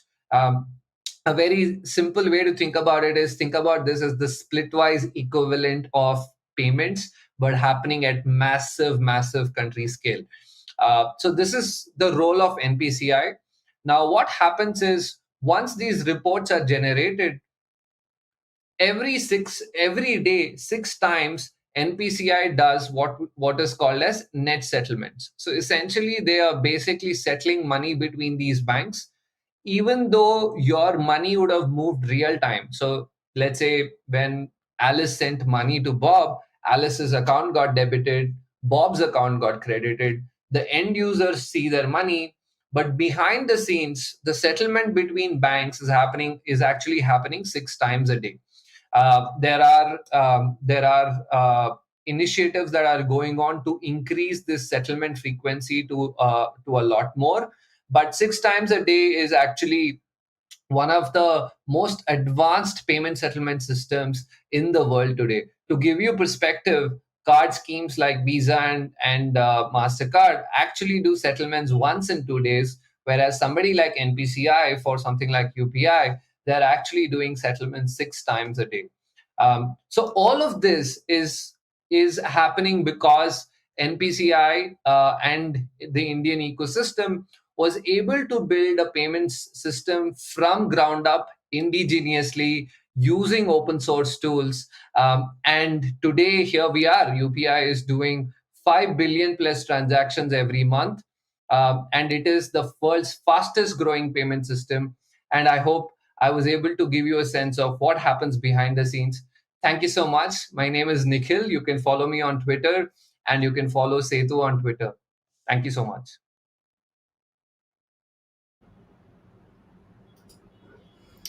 Oh my God, wasn't that a really cool session? 5 billion transactions per month, counting. I'm going to remember this every time I do a payment hereafter. There is so much I didn't know about something I thought I'm a pro of. Just surprised. Yeah, so with that, let's look at some tweets, Mohit. Absolutely, absolutely. So much of love on Twitter. Yes. Abdul Ghani Tech has a comment for us. Excited to watch UPI behind the scenes. I was eagerly waiting for this. Thank you, GitHub India, for organizing such an awesome event. Hashtag GitHub Constellation.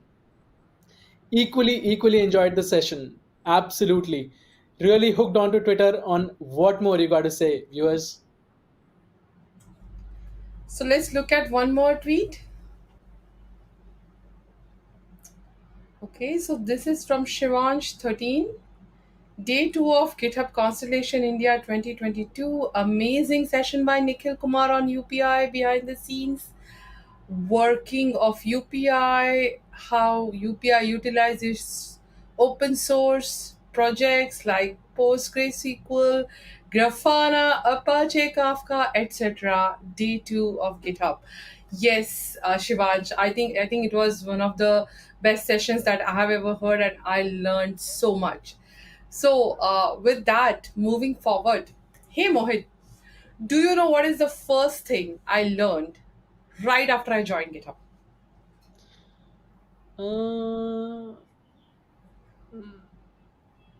Actions? Yes, Is you it? know me well. Yes, I love GitHub Actions, and I remember you and I have had so many talks about GitHub Actions, and we can just do so many cool things with it. I clearly remember how passionate you are about GitHub Actions. So, Gandhali, before we move forward, please share what's the latest, greatest you are doing with GitHub Actions. Oh, we are doing too many things with GitHub Actions, Mohit. But just to give you one example, we do those weekly snippets every Friday where we send our weekly, updates to the whole team. Our lovely business admin used to email us or message us every Friday morning, reminding us for that. Somebody from my team just automated that entire process. Now, every Friday morning, a new issue gets created by GitHub Action automation, and we all get tagged onto it. And the moment all of us have filled out our updates, it just closes and sends off all this information to our lovely business admin. Isn't that a cool example, Mohit? And now I know who is sending us those updates about the weekly progress. Yes, yes, Mohit. So, in our next session, we are going to hear from Shivam Mathur, who is the creator of Setup-PHP. He created a GitHub action to set up PHP environment, something many of us use for building our websites. So let's hear Shivam and understand how he built this action, which has more than 2,000 stars on GitHub. Let's roll it.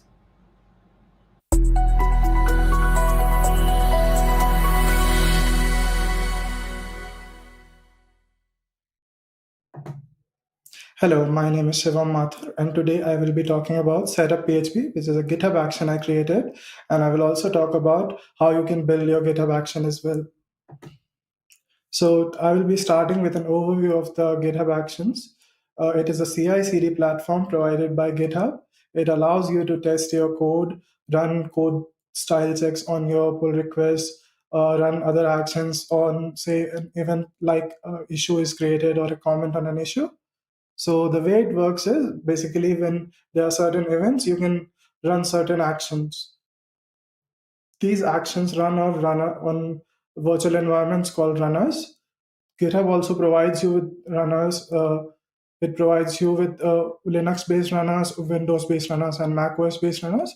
You can also self-host your runners. So to start, you create a .github directory in your repository, and in that you can create workflow files, which are basically YAML files. So we can start by creating a test.yaml file, and let's see how it looks.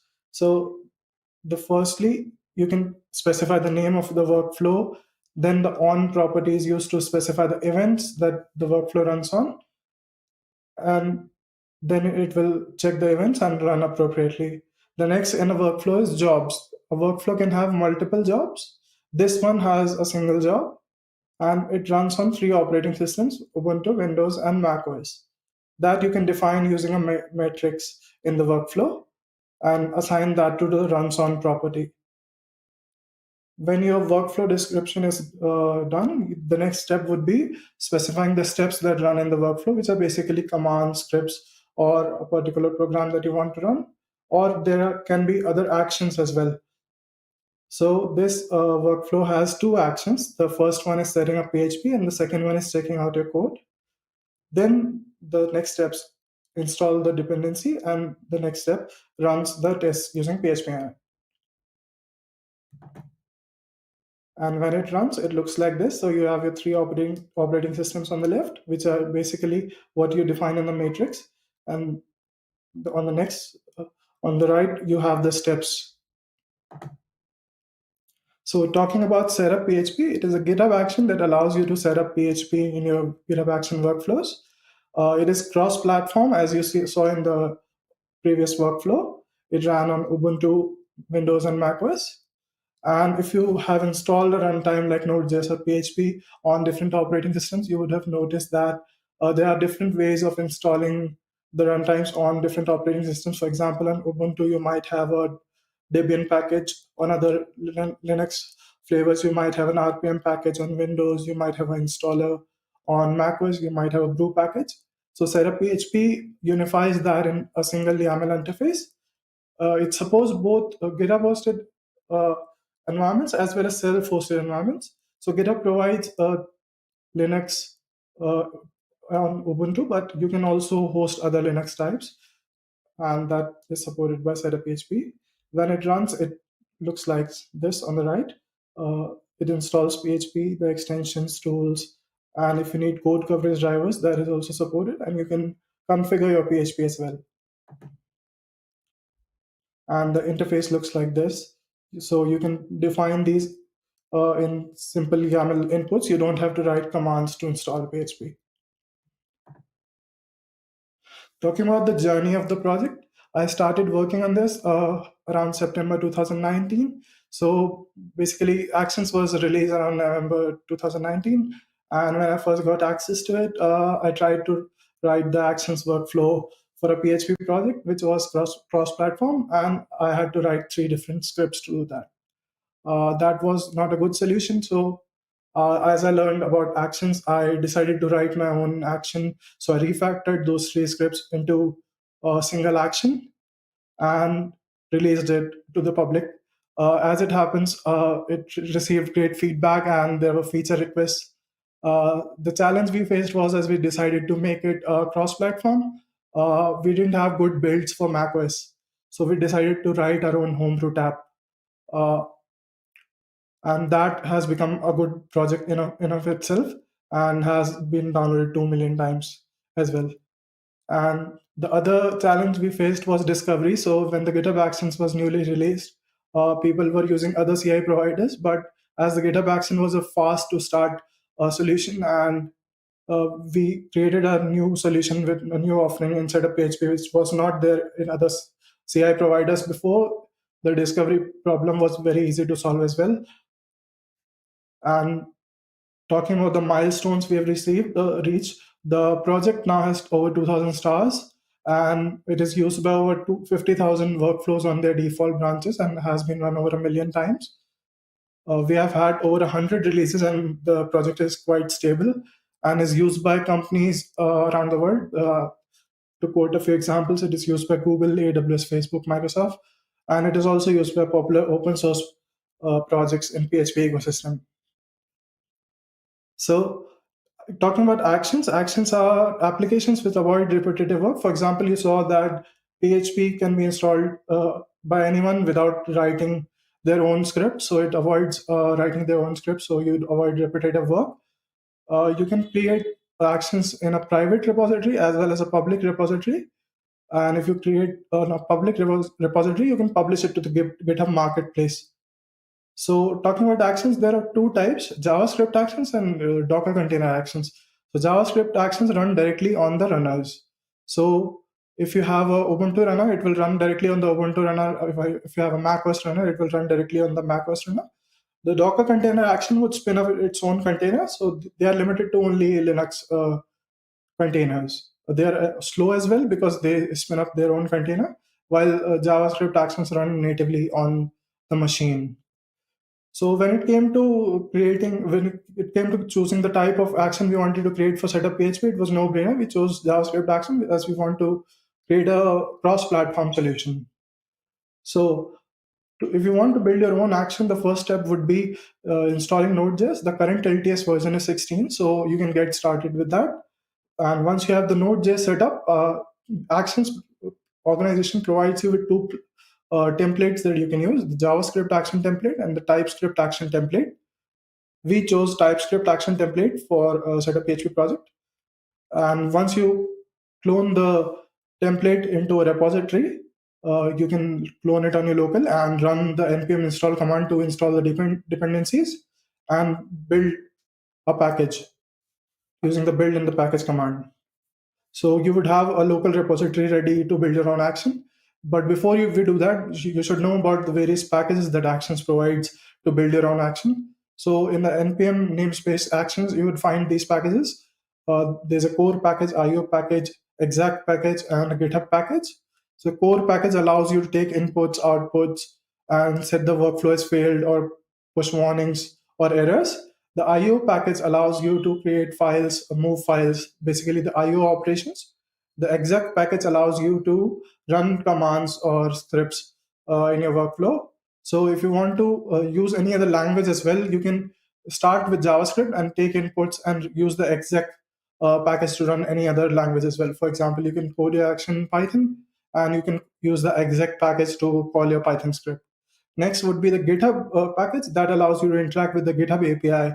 For example, if you're working on issues or comments in the issues or pull requests in the action, you can use the GitHub package to use the values from the API. The templates have the core action pre-installed, but you can install others as well using the npm install command. So once you have your dependencies and the package ready, the next would be editing your actions.yaml file. Action.yaml file. It is a metadata file which defines how your action would run, the inputs it takes, the outputs it takes. So first you would have to enter the basic information of your action, the name, author, and the description of the action. And you can define the inputs, what would be the description of the input. For example, in earlier version of setup PHP, we had these two inputs, the PHP version and the extension input. And you can mark the input as required or not required, mark the default values as well. And then you can set the output the action would output. For example, in the setup PHP action, we have a PHP version output as well, which outputs the Semver version of the PHP install. The next would be the branding section. So if you are publishing your action to the GitHub marketplace, you would have to choose an icon and the color of the icon. So you can choose that there. The last step in the action.yaml file would be specifying the runtime it runs on. So we chose a Node.js, so it will be Node 16, and you would specify the file that it runs on. So that would be an index.js file in the disk directory, which is created when you build your package. So now to writing the actual code for the action. If you use the JavaScript template, you will find an index.js file in the root of your repository. But if you're using the TypeScript template, you will find the main.ts file. It will have an async run function in which you can write your code.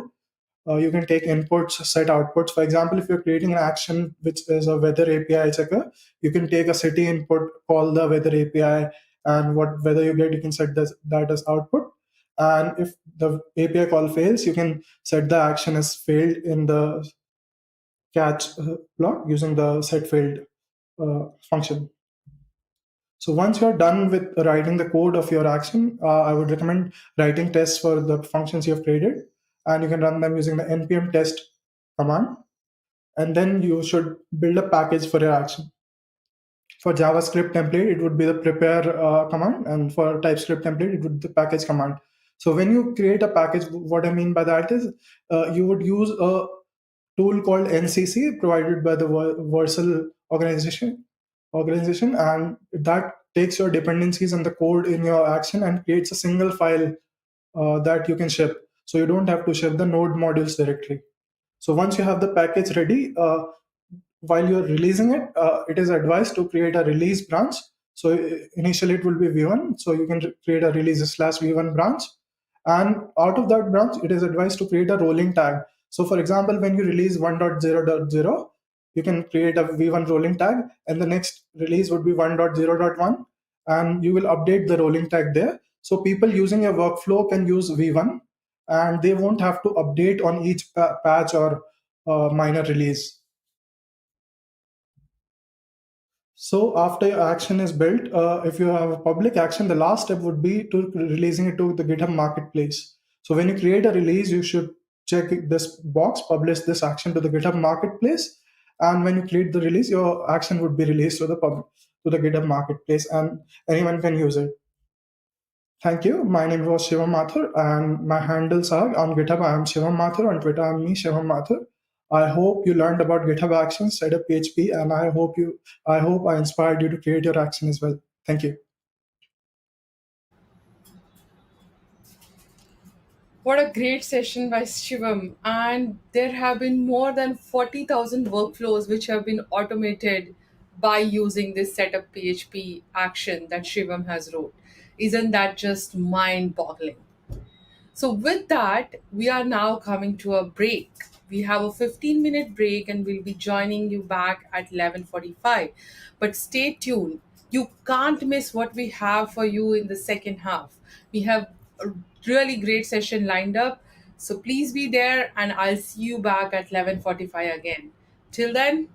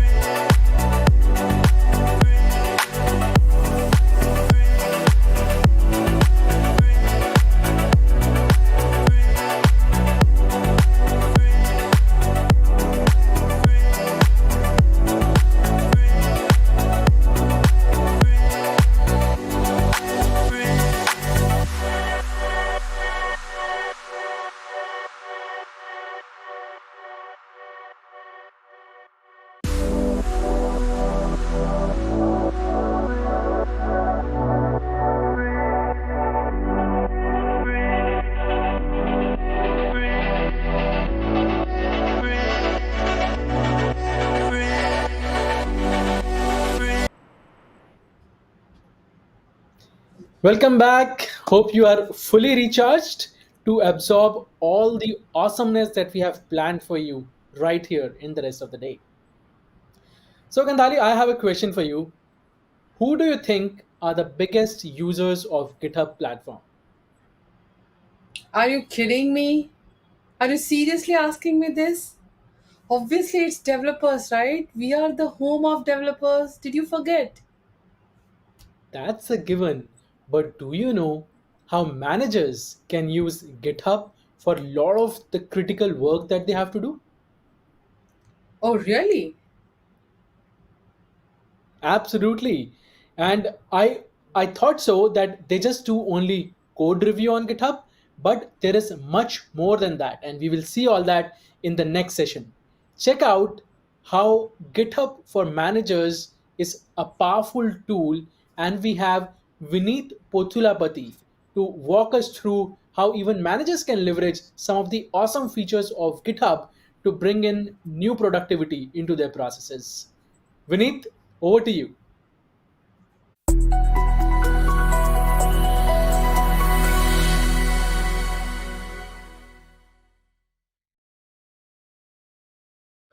Hello everyone. Welcome to GitHub Constellation India. Happy to be here. Today I'll be talking about GitHub for managers. So let's get started. So let's just get started. You'll be seeing few GIFs from the popular web series because I do not want to bore you with all the content. I just want to have this with some kind of entertainment and action packed. So let's get started. So about me, my name is Vineet Pothlapati. I work as a product manager at Timescale, known for the time series database and for the observability, one-stop shop for all your observability data. I work as a product manager for the observability applications team, which is responsible for products like PromScale and TOBS. I'm also a maintainer for OpenTelemetry operators, so I take an active participation in the upstream projects. Previously, I worked for Kubernetes, Cortex, Open Policy Agent, and Virtual Kubelet. So currently, I am all my bandwidth for the upstream is for only for the OpenTelemetry project at the moment. So if you are in the OpenTelemetry space or using or contributing to the OpenTelemetry, feel free to reach out to me. And in my free time, I enjoy cycling and tasting whiskeys, but not at the same time. Yeah, so that's all about me, and let's just jump into the actual content. So first thing first, this talk, I'll just put the expectations right from the stock. So this talk isn't about selling GitHub for managers. Uh, uh, so it's not about selling GitHub for managers. It's more about advocating and recommending the true potential of GitHub for managers, how managers can leverage the GitHub. So this is all my personal experience as a manager. How do I engage and leverage GitHub as a platform? So this talk will be the walkthrough of all the features I have leveraged as the manager and how you as a manager can leverage this GitHub for in your daily tasks. So firstly, let's understand what is GitHub. So if you're coming for the talk for GitHub for managers, I'm pretty sure you might be new to GitHub. So GitHub at its core is a code hosting platform for version control and collaboration. So it lets you and others work together on projects from anywhere and primarily built for developers. So you can think GitHub similar to GitLab if you're using GitLab or Bitbucket or any other version control system. But GitHub is a part of it and also a superset of what a version control system can offer. So it's much more than just a code hosting platform today. So it has grown massively from last couple of years. So we'll be talking about how we can leverage such features. So you can see here in the high level what GitHub has to offer. It offers you the collaboration, bug tracking, branches, GitHub repositories, team management, product management, code hosting, tracking and assigning the tasks. So these are few parent level things, but if you go under the hoods, there are many things that you could leverage using the GitHub. So let's see who are the targeted audience. So in this talk, the title itself says is GitHub for managers. So primarily our audience are managers. So again, in managers, there are many type of managers like product managers, engineering managers, delivery managers, sales managers, customer success managers. So there are many managers. So today we'll be targeting more of the technical side of the managers, but at the end, I could give some hints or shed some light on if you're any kind of manager, how would this features as a whole fit into your use cases. So that's how I'll finish the talk by connecting the dots between the management and the tasks you do on a daily basis. So GitHub. So let's go from basic to the advanced level of how GitHub has evolved and how as a manager you can leverage from the basics to the advanced level. So GitHub is purpose built for developers. I can definitely say that it's not purpose built for managers or any other individuals. It's primarily built for developers and offers a version control system. It's a home for all the code that developers build. So if you say what is GitHub at its core or its baseline, it's the home for all the codes that developers build. So everything beyond the version control system is powered by the code. The actual content sits into the GitHub. And third one is it's easy for collaborative work for doing reviews, issues, and discussion. So if you want to do anything around this code that, hey, there is a specific issue, hey, you need to review this is not going good, or you want to discuss on something that, hey, why we have used a specific dependency or why not another dependency and blah, blah, blah. Like GitHub just gives you that ability to collaborate, discuss, and manage all the work that needs to get into this code bases and repos. So lastly, the platform can be used by any other content outside code like docs, design, prototypes, or anything that needs storage and collaboration. Think GitHub outside the developer use cases or code use case as your drive, your Google Drive or Microsoft OneDrive, how you use it. So it's all about storing, collaborating, and having an iteratively incrementing the content which you have stored in the drive. So it helps you to do that. So that's all GitHub if you see beyond code and developer use cases. So why do managers need GitHub? So we have been, as a manager, we have been dealing with so many tools today. Like if you are a manager, you might be knowing the Jira or Notion or Slack. Like you have many things to collaborate. It's like you haven't heard or haven't seen how GitHub could be your centralized place to collaborate with all the customers, engineers, and how you do planning and everything. So that's what we'll be discussing today, managers and GitHub. So managers work in at the core, if you see the managers work in an intersection between product and engineering that revolves around the code base, and that sits in the version control system and assets that need collaboration from different stakeholders. That's how I see the manager's role in a day-to-day life. So you sit an intersection of multiple stakeholders, and all these multiple stakeholders will be working on code, design, customer success, or product requirement doc. So there are many things. So many. The more stakeholders, the more content, and the more tools you need to collaborate with. So that's how the collaboration and the intersection works. And the next thing is that managers are all about product, engineers, releases, customers, backlog, and etc. So there are many things you want to do. So, for example, you want to do backlog grooming, or you want to understand the state of your project, how it evolves over a period in time, or you want to see that what is the current state of execution of the team, or how quickly are you responding to your SLOs or the issues which have been created by the users. So think of it a single place where everyone can collaborate with to discuss and to get things done. So managers can use GitHub. So primarily today, this talk will be talking about what kind of works that managers can achieve using GitHub. So managers can use GitHub for project management and team management. So I see these are two major chunks of works of managers, And when it's GitHub, you know that definitely there is some code or a product that involves code is part of it. So that's the reason I'll be targeting more on the project management and team management.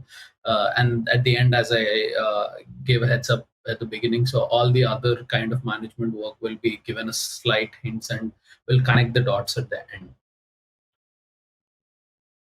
So project management. So we all know that what project management is all about. So it's about it's about sprint planning. It's about seeing the execution of the sprint. It's about seeing how, when, and how can we do the releases, and how can we do the distribution of the releases, and how can we do this backlog grooming and everything. So everything that revolves around the product and managing the product with all the different stakeholders is about project management.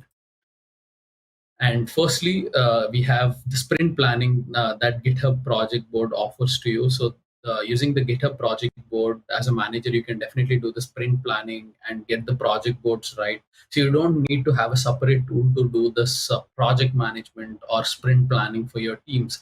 All you have to do is you have the code and everything sitting in the same place, and you have issues created there, you have epics created there. So it's just one tab in the same product. You'll have another tab which will offer you this project boards, and all you have to do is import these issues and epics that your engineers are working on to get the complete visibility into your project board. So even if a developer is working on a pull request, or if a design team is working on some design prototype, all you have to do is create an issue and track it in your project board. So it's as easy as that. So let's do a quick demo by jumping into this project board and doing a walkthrough into this project board. So I have a project board. So this is a very popular open source project called Kubernetes, which has massive collaboration from developers all over the world. And you can see the stars, it's like 88K stars, which means you can see the love that Kubernetes as a project is receiving. So firstly, the project in this, here you see it, you have your code, you have issues here, you have this pull request here, and actions, and here you have this projects. So this tab is all about the project boards and sprint planning. So if you open here the projects, so there are multiple project boards for Kubernetes as a repo.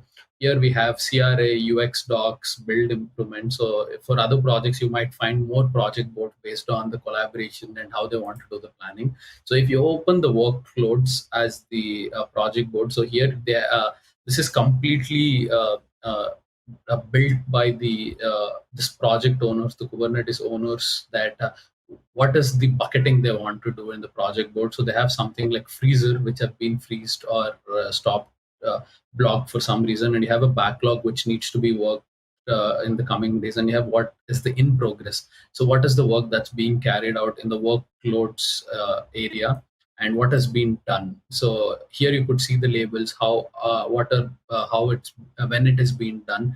And if you want to just jump into the issue and see that who has collaborated, and to understand what is the discussions around this specific issue, all you have to do is click here and it just jumps to that specific issue, and you can see track when was it started, how did it end.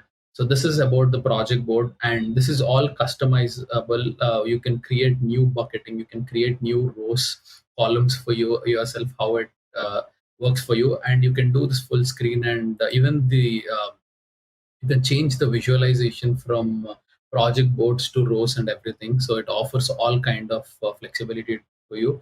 And the filtering option is really good with GitHub. You can filter based on labels or the authors of different things.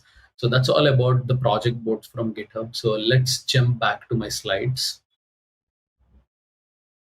The sprint planning using GitHub project board, and the next slide is the product docs. So here in the product docs, the next use case is the product docs. Here you could see if you're doing a project management, you definitely have some product docs to understand what's the context of the specific feature.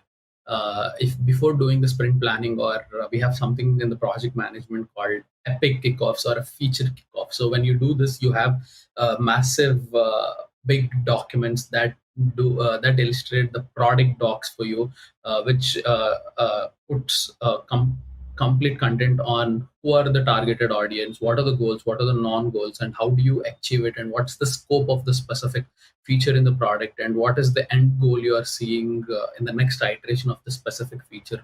How does this product or a feature meets the local goals of the team to the global goals of the company. So all this content will be in the product docs, and you could with all this content you could see how important are the product docs. So now you want to put this product docs in a place where all the stakeholders who work on this projects could look at them and collaborate on them. So this is the product docs. We will also see the demo collectively. I'll just go to the next slide and we'll see all together in one place. So here we have design doc. So we have one as a product doc that product managers work on, and you get the product requirements. And now you have the design doc, the technical design doc, that why is a specific schema built? Why is the specific dependency used? How do we see the future of this feature to evolve, and what kind of technical debts that have been created while achieving this feature? And what are the trade-offs that we have done, and what are the APIs that have been built, what are the notes or heads up information while building this kind of feature. So all this information again is too opinionated and targeted to the technical audience, but we need a home for this kind of docs. I personally do not like, but most of them do this way, that we have this project, the code repository, the project in GitHub in the GitHub, and you do the project planning, the sprint planning, everything in Jira or some other project boards, and you have all these documents like product docs, technical design docs in Google Docs. So you need to jump between different platforms, different tools to understand, okay, this is the project, and this is the project board, and this is the content that drives the project boards, which is product docs and technical docs. With GitHub, you can add everything into the same platform. All you have to do is create a separate folder in the same repository saying that, hey, these are our product docs, these are our technical docs, and you can just list them as a files, and everything sits in the same place. And it could also go through the discussions, collaborations from the team, because as the team actively works on GitHub repositories, and all the assets and content sits in the same project. So the other thing is about delivery and releases. So once we have achieved a feature and the development is done, it's all about releases. So how do we release a specific specific feature? So releases is not just about cutting the releases, but when you talk about releases, it's about adding the milestones, tracking the milestones. Are we achieving the releases in the planned timeline with milestones and everything? So GitHub also offers you this features of tracking the milestones, and how do you do the releases with this milestones, and making sure that all your checkboxes are filled before you go to this releases. And then you have the release note. So once you have done the release, you need to communicate with your users that what does this release specifically contain? Where can use the user? If your repository is all about publishing the packages, the users do not have visibility on what does this release actually contain. With GitHub, you also have release notes with the tags. So here you can read what exactly the specific release contains, what are the breaking changes, improvements, and everything and beyond the release. So you have the release notes feature here to understand what does a specific release contain. And GitHub also offers you the distribution with GitHub packages, like you know that this project sits in this repository in the open source or in the private, and you want to distribute this project to your stakeholders. While you're distributing this to your project holder, stakeholders or the consumers, all you have to do is publish these packages. So GitHub offers you publishing of packages for containers. You can do this images, Docker images, or all this containerized images too. In the GitHub itself, you can publish these images, or you can do this NPM packages, Maven, Ruby gems, anything. So all the supported packages are listed here, and you can publish all the packages for your project in this tab called packages. So as I said before, everything sits in the same platform and the same repo.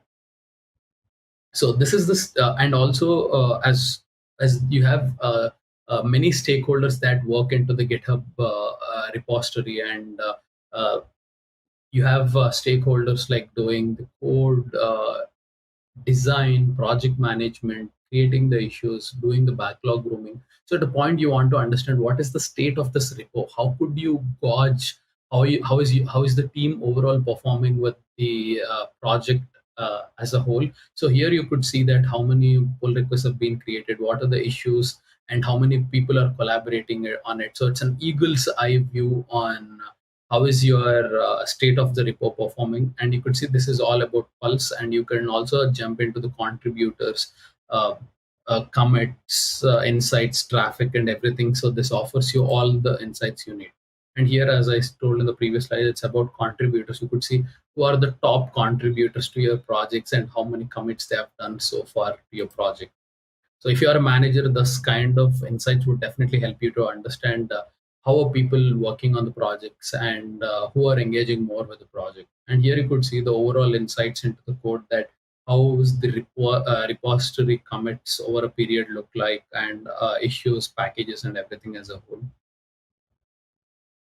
And you also have GitHub Actions. So as a manager, you want to understand, you want to have a visibility that is everything in your repository working as expected.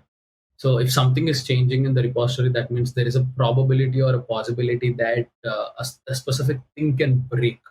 As a manager, how could you ensure that whatever has been built, shipped a couple of months back or years ago is working as expected, and you could have that confidence with your users. So all you have to do is your engineers needs to build this end-to-end test, so that there will be GitHub Actions which will be running every night. So this are called nightly tests which will be performing, and you could just open this GitHub Actions, and here you could see all the workflows that will give you the high-level information that, hey, the specific feature has been tested last night and it works as expected. So every day you have that conformance tests which give you the confidence on your product and features that, hey, everything is working as expected. So this is all about GitHub Actions for managers. So you could definitely leverage with this. So before we jump into the team management, so we have completed the project management. That is one of the tasks of the managers, and next we'll be jumping into the team management. Before we jump onto this, I'll just give you a quick demo on all this. So just give me a second.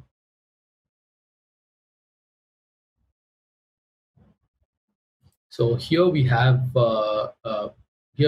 this doc. So this is a product doc from the Kubernetes. Again, they call it KEPs, which are Kubernetes enhancement proposals. So here you could see all the requirements, the goals, non-goals, the design docs, and all this document sits in the GitHub repository itself, in another repository called enhancements. So it's easy for all the stakeholders in the project to jump and to navigate between different KEPs. So here you see there is a special interest group, auto scaling. It has all its design docs and the product docs sitting here, so you could just jump into them and check. So the same works for the design docs as well, which we discussed. And if we just go to the Kubernetes as a project here, so we could just see how does the releases and milestones work as a whole. So we have the pull requests here for the Kubernetes as a project. And in pull requests, you could see that what are the pull requests that have been targeted or tracked for a specific milestone. So just give me a second. Here you could see all the contributors that are contributing to the project. And once you open here the milestones, so here you have all the milestones that are being tracked for a specific release. So I've just filtered on a milestone of 1.16, and as 1.16 milestone is already done, so there is no pull request open to track this milestone. But you could see you could just filter with closed. So all the release that 1.16 milestone will be closed, and you could see these all have been targeted for 1.16 release and are part of the release. So this is how you could track the milestones. And here you could see the releases of the Kubernetes project, which we have discussed how the releases are managed. So you have a releases tab here. So once you click on the releases tab here, you could just jump and check on how the releases as a whole are performing. And here you could see the GitHub packages, if any packages are published. So this is all about the releases and GitHub packages. So this is about the releases 10 days ago. The Kubernetes RC releases have been started publishing, and you could see the release notes and everything here, the change log and everything. So this is how the GitHub projects help you with the distribution releases and packaging your project as a whole. So let's jump back to the slides and continue with the team management. So going to the next slide, let's do the team management. So this is a fun part where in project management, it's all about you, and most of the it's all about the content which sits in the GitHub or in different platforms. So you're just grouping all the content into one platform. But with team management, it's all about dealing with different stakeholders and how do you create the visibility to the team that, hey, this specific thing is here, and how do you notify them? So the first thing that team management requires is the team specific docs, the product wiki. So if someone is getting started, if someone is doing some releases, if someone is doing a troubleshooting, where does your runbook sit and everything? So in GitHub, you could also create the wikis. So there is a tab for each project called wikis, where you could consider this wikis as like the Wikipedia of your project. It gives you the ability to create different pages and group them as a book of your project to understand, hey, if you want to do a release, you could just jump into this file. If you want to troubleshoot your project, you could do this. So GitHub also offers you this wiki. It's like a book for your project, and you could add all the content that your team and product requires for collaborating. And the collaborative discussions. So GitHub also offers you a tab called Discussions, GitHub Discussions, and this is all about you could create announcements, you could create the polls, you could create something which needs a discussion and agreement from all the stakeholders. So all you have to do is create a discussions with all the content you want to propose, outline the content in the first message, and rest all, it will be like a thread. Consider it as Slack threads. So if someone replies, you could start a thread with that reply.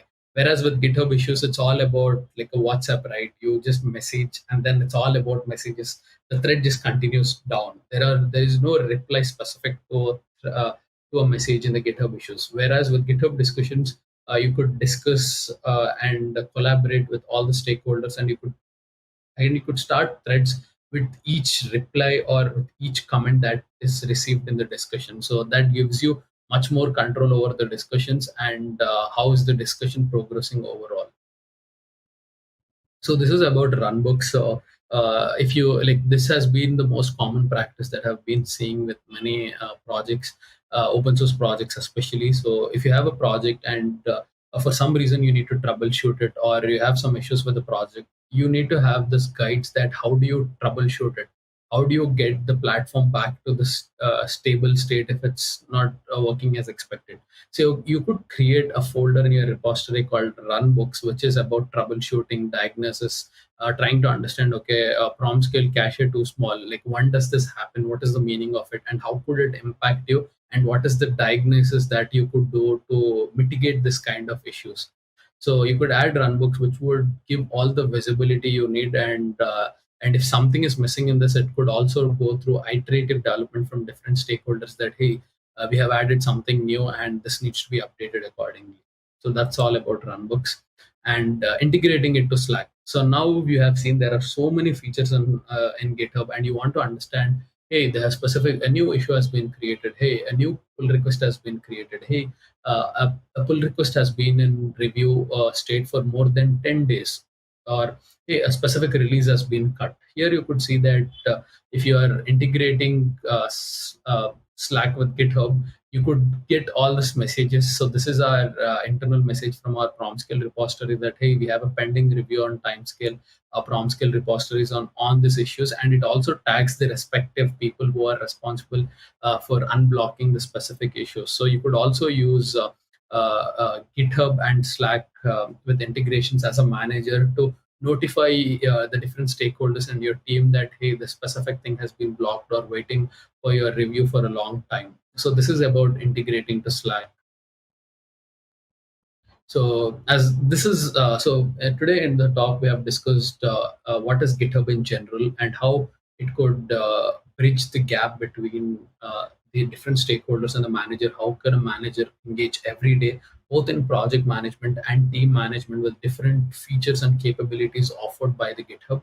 But now, as my title says, managers is much broader. It could be sales managers, it could be customer success managers, it could be delivery managers, anything beyond the project management and team management. So I just want to give the high level information that if you could be any other managers and you could leverage GitHub. So it's all about, you could use GitHub like a drive.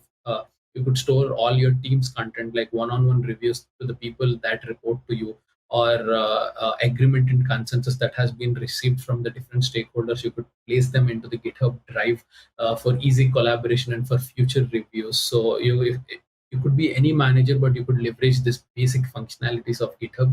And the second thing is about anything that needs to be collaborated with others to review, update the content iteratively. So let's say you're a customer success manager and you have a doc. You need to update it as you do customer calls bi-weekly or every month. And this doc needs to be updated as you progress there. So it's all about, you create a file, basic file saying that, hey, this is my ex customer and I want to add all the meeting notes that have been discussed between the customer success manager and the specific company. So as you progress with the multiple calls, your doc just grows. So all you have to do is keep committing to that specific file, and this file just grows over a period, like 1 year down the line. You could a new person could just read complete discussion that how does the interaction go between the company and what is the state and health of the specific customer by reading these discussions. So as a customer success manager, you could use GitHub like that. But if you are a designer or if you are a sales manager, anything, you could just relate your use cases and start using these features accordingly that best fits for you.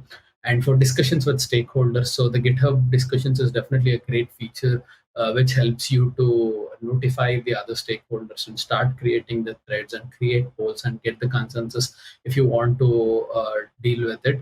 And you could also leverage these features in the open source community if you want to get some community feedback as a manager that, hey, we have announced a new logo. Do you want to do the polling for the logo? You want to do polling for specific feature requirements? All you have to do is just create the question, and then GitHub takes care of the rest to offer you the platform and capabilities for you. And the last one is about project planning and assigning the tasks for future visibility on the work log. So we have seen the project management. There is this project board which could give you the future visibility on the work log by a specific stakeholder, like how many tasks that specific engineer has completed. So if you're not using this project board, if it looks too much for you, you could also leverage this GitHub issue. So all you have to do is, if a specific person is working on a specific issue, you have to create the issue to them and you need to assign. And over a period, once the issue is been completed, the issue will be closed. And if issue is not completed, it will be an open issue forever. And all you have to do is just filter the open issues, close the issues based on a specific person, and you could see all the work logged by the person. So all you have to do is create the issue and start logging it, rather having a plain doc to write what is the work achieved by a specific stakeholder in the team. So this is how you, as any other manager, could leverage GitHub as a platform.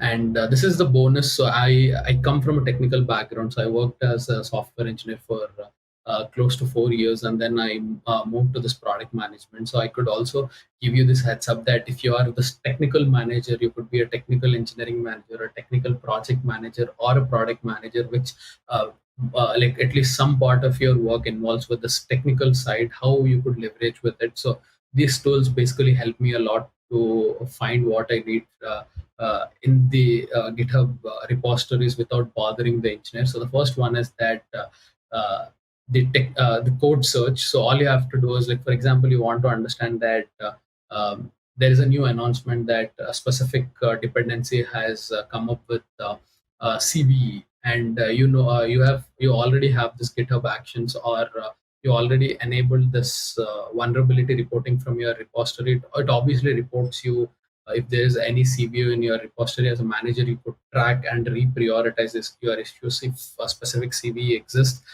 So you could do that, or in the other way around, you could just open the code search of the GitHub and start searching for the specific keywords that match the specific CV. For example, if there is an X project, a specific CV, you start searching for those keywords, or you want to understand if a specific feature has been deprecated or a specific feature has been dropped. All you have to do is go and search for those keywords in your code repository to understand how did the engineering actually achieve it, to get that high level perspective. It's not about doing this micromanagement. It's more about understanding what's the state of it and how can you plan it forward without bothering the engineering. So if you are a technical manager and if you want to do a quick walkthrough around your code bases, that's definitely a great feature. All you have to do is join the preview of the code. So currently it's in the preview state, and you need to start just mount your repository to it, and you could directly start searching for the potential keywords you are interested in. So this is one thing as a bonus. And the second bonus for the technical managers is that as a technical manager, I get sometimes tempted, or sometimes I need to fill the shoes of adding a configuration file or adding some docs, or I need to add something technically which is not code, but it revolves around it. I want to recommend a specific configuration to the users, but I want to build it before I do it. So there is all this contributing.md in your repository. All you have to do is change something and run it. But the baseline or the base thing that blocks all the managers is that they do not have this development environments on their local systems. If you are a manager, you do not have all the development environment that is required to run this project. So now GitHub has come with something called code spaces. So it's a remote development environment. All you have to do is that just mount or clone the repository into this remote dev environment, which is provided by the GitHub. And in browser, you could build the project. You could do all what without installing the dependencies on your system to create this remote developer environment. So the code spaces out of the box gets all the dependencies for you. All you have to do is make the changes and run it and start creating the PRs or commits. So this definitely helps you. It's like you're few steps away from running your project and creating the issues. So this is definitely helpful. You don't need to upgrade or manage your local dev environments. You just create it when you need, and you just shut it down, tear it down after your use case. So it's free, and as the title says, it's blazingly fast cloud developer environments. You could just use it for development purposes. This is the bonus too. And that's all I have for this talk. And I'm happy to be at GitHub Constellation India, and I hope you enjoy my talk. If you have any questions, or if you would like to collaborate with me on this talk or anything, please reach out to me at Vineet in Twitter, or you could find me in LinkedIn also. So if you need anything, feel free to reach out to me. And thank you, and happy GitHub.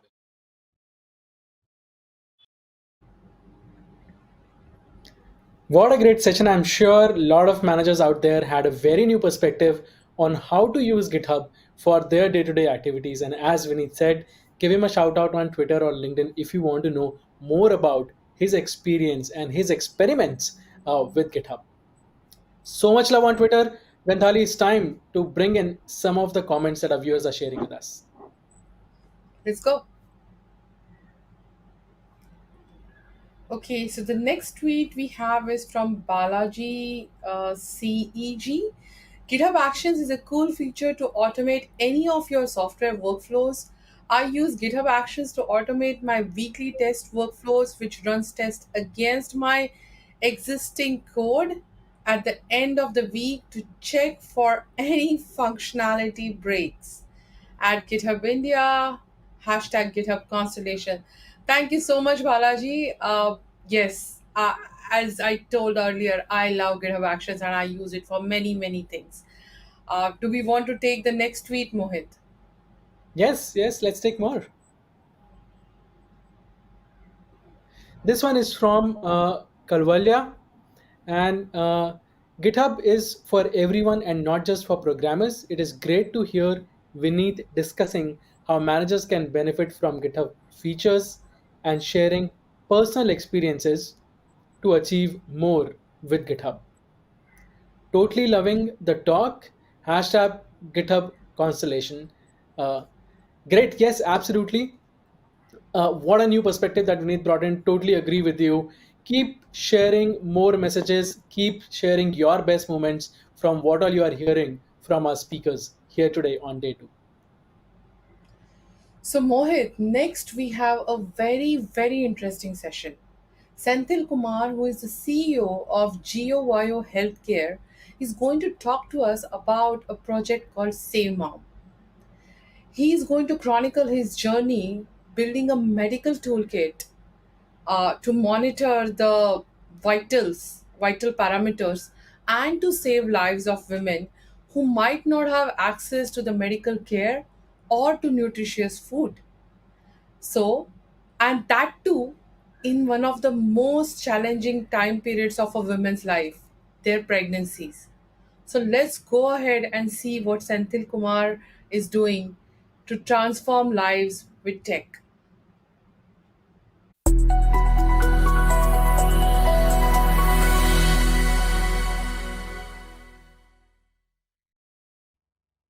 Hello everyone, myself Senthil Kumar, co-founder and CEO of GeoVio Healthcare. I'm so excited to share how simple tools and technology really transformed the life of many pregnant women in the country. This all happened 5 years before. I'm a technologist. I worked in a technical company and I built a lot of development tools and various hardware and software tool for the Western countries. One fine day, I got a call from my mom saying that my sister was pregnant. I was so excited to hear that, but my mom shared that she's not doing her antenatal checkup. So that is the first time I am hearing the word antenatal checkup, all those things. So I immediately searched what is antenatal checkup in the internet. I found that every woman has to do the regular monthly checkup to avoid high risk pregnancy. As per the WHO, a mother has to do minimum 8 antenatal checkup to avoid any complication at the time of delivery. So after seeing this, and country like India, we have more than 800 women dies because of this complicated pregnancy. So I understand the difficulty of why it's very important. So instead of talking to my sister, I directly went to her doctor to understand why it takes so much time in the hospital to do a checkup. Because every checkup involves a travel, 5 to 10-kilometer travel from their home to the nearest hospital. And in India, there's a huge waiting time. Irrespective of you booked appointment or not, you need to wait in the hospital for a longer duration. So sometimes it is 3 to 5 hour duration. And due to that, my sister, if she felt comfortable, she never go for a checkup and she used to postpone those checkup to the next month. This is a typical Indian mindset where if we are not ill, we never go to the hospital. But in pregnancy time, irrespective of your health condition, you have to do regular antenatal checkup to identify any high risk pattern earlier. So I went to the doctor to understand why it takes so much time in the hospital for a health checkup. So the doctor told basically during the checkup, we collect the patient vital parameter, which includes their blood pressure, ECG, heart rate, saturation, all this vital parameter.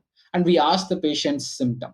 Based on this data, we conclude that if the patient is in normal, are they in any emergency, or they need to admit in the hospital. So here I asked the doctor, if my sister could not able to come for a checkup, if I give all this data in a digital format, will you able to take a decision or not? The doctor responded, yes, that is possible, because in a traditionally the nurse will do all the checkup and she give it in a paper and pen report, and based on that I'm taking a decision. If it is all coming digitally, yes, still I could able to make a checkup. And she told her that no, we like teleconsulting, but the big problem in all the video call teleconsulting is we never get that in-person experience. If a patient has any health symptoms, we could not able to get the vital parameter in the live call. So based on this, I'm a hardware engineer. So what I have done is I went to this pharmacy and I bought all the medical device which captures the vital parameter, what is requested by the doctor. So which is a blood pressure monitor, blood sugar monitor, pulse monitor, all those vital parameter, the device I bought. So I observed this all device has a display, and if I measure my blood pressure, it will tell me what is the value. But I'm not a doctor to do a decision making, and it's not transmitted to the doctor. So I have done a simple hack. So what I have done is I built a simple Bluetooth interface on these devices and made a portable one. And I told my sister, whenever you need to do checkups or you feel abnormal, you can click one button in the application and use this devices. So what it will do is it capture all her 6 to 7 vital parameter through the Bluetooth, and capture data will be shown like this, and one SMS will be sent to the doctor. So I told the doctor, whenever my sister do a checkup, you receive one SMS, click the link, it will open this page like an application where all my sister's information is displayed, her vitals. Just to swipe it left, you will get all her symptoms. If you find everything normal, you can say good. I'll send a smiley to her saying that you are good and safe. You don't need to get panic. If you find any abnormality, you can press this bad button. Here, what I have done is I have booked a token number in the hospital. So the token number is based on the queuing, and I inform the husband. So, and another thing is I even book an option direct cab services. So the source location is my sister's home, and the destination location is the hospital.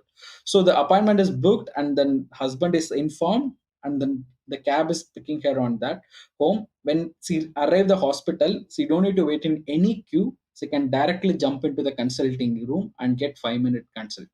Like a prototype I have done on 2015, and she used for entire pregnancy time, and she told that the entire experience was really good because this is her first pregnancy. If any abnormality like some vomiting or stomach pain, she used to search internet.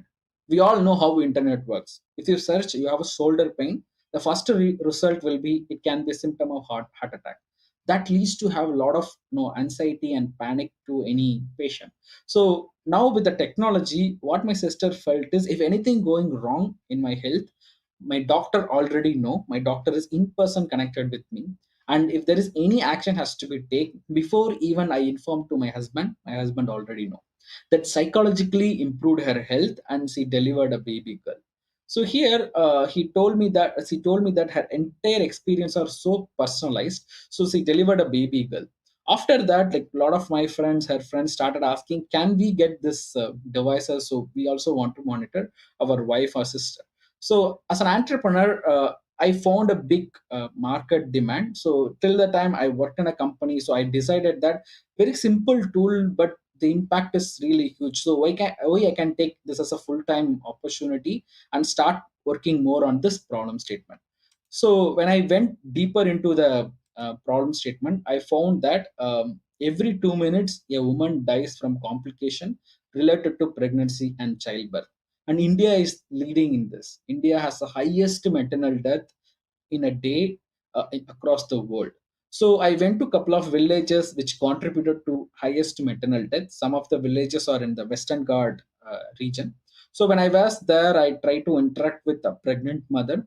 So I have interacted with them. I found that one woman says this is her second pregnancy. In previous pregnancy, her baby got aborted at 6th to 7th month, and this is a second pregnancy. So I want to know the reason why, what happened to the baby health, what happened to the mothers, why it got aborted. So I went to the nearest primary healthcare center to understand the reason. But the report in the center says the baby born successfully, and it has an age of 2, and the parent received some 10,000 rupees financial support from the government. So I took a copy of that, come back to their home and show to the family. Suddenly the husband surprised, and he told, so the hospital is 22 kilometers away from the home.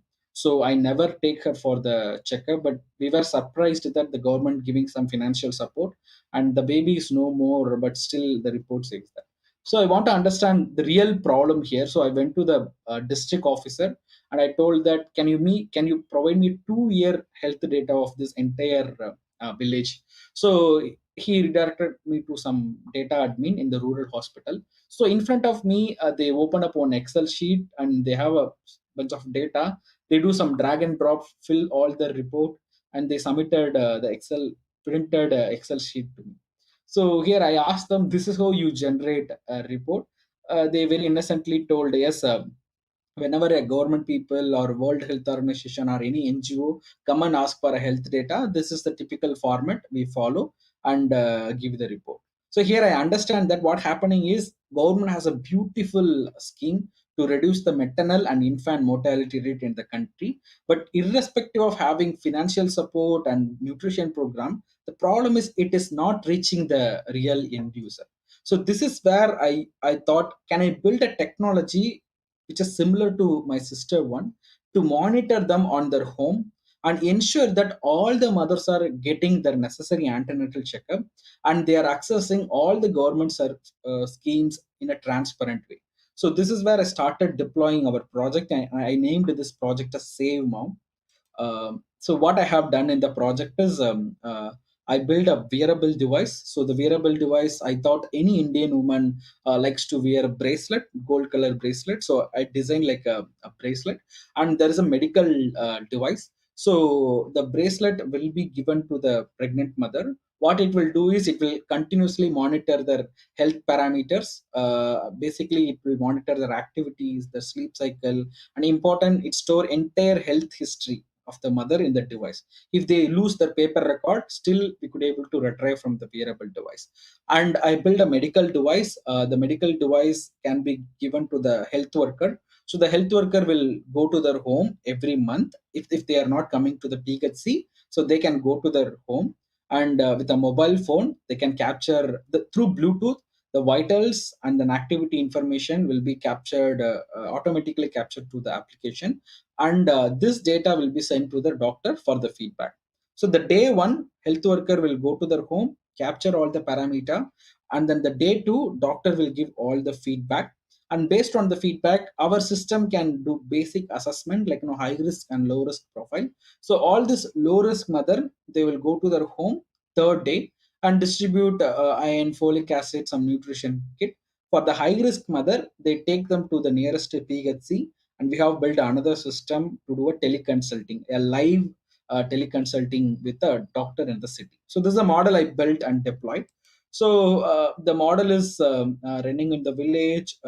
So one fine day, we received a data. We are going through all their activity data, health data. So we see that some of the mother, the data says like she has done 100,000 steps in a day and very aggressive workouts. So we were wondering why this pregnant mother is putting so much effort on their health. So we thought of going to her home and educate the family that she need a proper rest. She is almost 6th, 7th month period, so she needs some rest. So we went to their home and we found that she's not wearing the wearable device at all. So we asked her, okay, it looks like you lost the device. So we thought of replacing the device, but we asked where it is. So she responded that basically the husband took the device. The husband says that I'm going outside, so give the smartwatch to me. So now our challenge is how to convince the husband that she has to wear the device at least for a 9 month and later you can take. So there's another woman, again, she's also don't have a wearable device on her wrist. So she told that the device is very luxury. So we thought Indian woman like this kind of a bracelet, gold color bracelet. But she told, if I'm wearing the wearable and going outside, everyone in my village staring at my wrist, so I felt very uncomfortable. So if I'm inside home, I wear the device. If I go outside, I don't. So we designed this wearable device so that to ensure that there's a personal monitoring of the mother's health, but it is not working because of the cultural issue. And one woman, like she has some kind of beads, something in the neck, something in the wrist. So I asked them like, do you wear this kind of beads always? And they told, yes, every woman in our village, this is a culture. So someone wear it on the wrist, someone wear it on the neck. So I asked her, if I give it in this form factor, will you wear it for 9 month period? So my user responding me and saying that, yes, if you give it in this form factor, okay, I can guarantee you that my husband never take it from me, because this is more on woman thing. They don't want to use it. So getting a user feedback, so we went back to the whiteboard and start redesigning the product. I just show our new product in the screen. Yeah, so yeah, this is the product. You can see the center bead is the sensor, and remaining is the strap. Based on their culture, they can change it. And the good thing is, once the mother delivered the baby, okay, and the same device they can use. So they have a culture saying that, like, every newborn baby, they will give this kind of a black color thread. So this is culturally, every Indian have this kind of a culture. So what we have done is, after the mom deliver the baby, she can remove the device and put it on this wearable, okay, and it start monitoring that. So if I don't like to wear it on the wrist, so this is another form factor. They can attach the sensor in this and put it on their neck. So based on their culture, we design. So after designing that, they used it for throughout the pregnancy time, and we could able to monitor them very effectively. And the next challenge, so this is a device. The next challenge here is, now with the help of a wearable device, we could able to monitor their health. But now again, the challenge is, one fine day. So initially we built a couple of medical device, blood pressure monitor, ECG monitor, and asked the health worker carry it on the back. So one fine day I carried myself, and I found that ECG machines are very huge, and carrying all this blood pressure monitor, ECG machine in the back and walking for 10 to 20 kilometers in the mountain is a very painful experience. So I asked this health worker, instead of a big bag, if I put everything on a small portable one, which you can put it on this kind of a pouch, will that helpful to you? And then the ASHA worker responded, yeah, if it is in a small form factor, instead of 10 or 12 mother in a day, I can monitor more mother in a day. So with their help, we have designed this product. It's a medical device. So using it very simple, there are sensors, various sensor, we put it on the device. Here backside, here we put a sensor. So you just put it on the forehead like this. Within a 30-second time frame, it can capture more than 8 vital parameter digitally and transfer the data directly to the mobile app through the Bluetooth. And it really helps to automate the health monitoring process, and it ensures that every mother digitally getting their antenatal checkup, and our AI system can identify the high risk mother. So with the help of all this innovation, we found all the high risk mother, and most of the high risk mothers are like malnutrition. So we recommended the district officer, can we have a proper nutrition program so that they consume this nutrition, their health can be improved.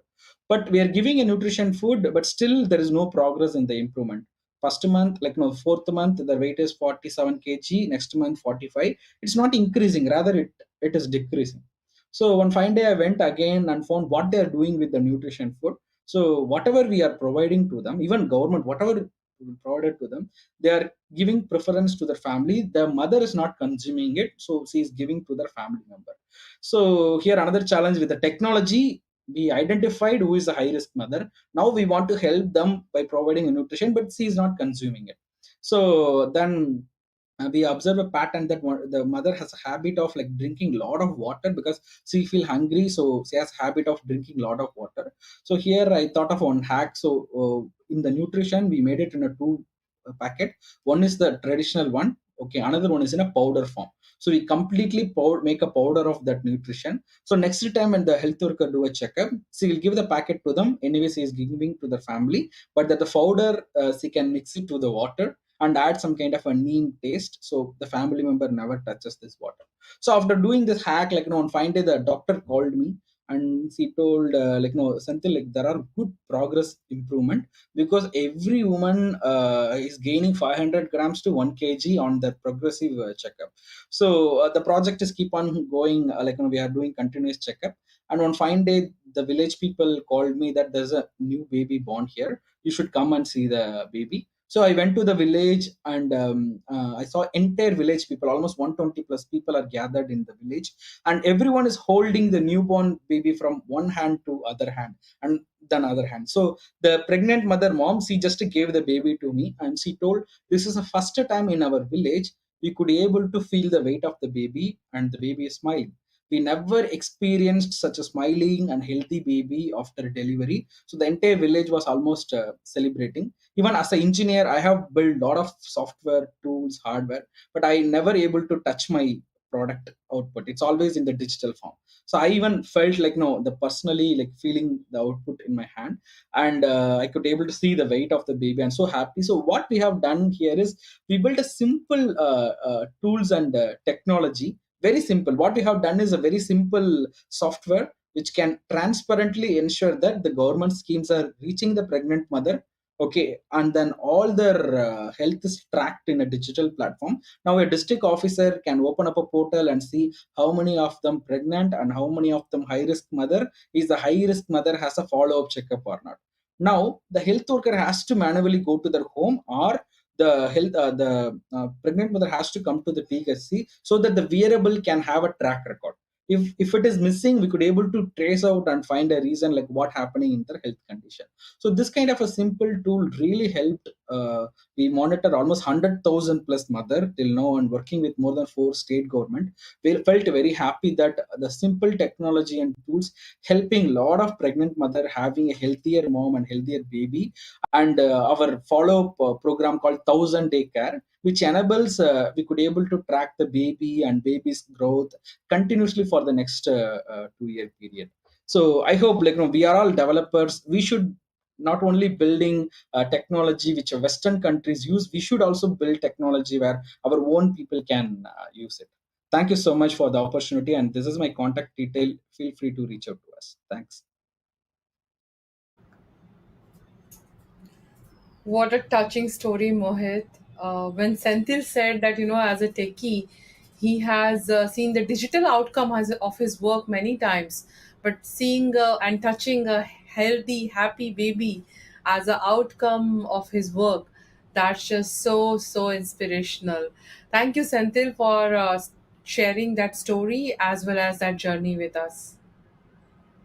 I also loved his shout out that we should also develop technology for the kind of issues, problems that our community is facing. What a great call out and action for all of us to call out.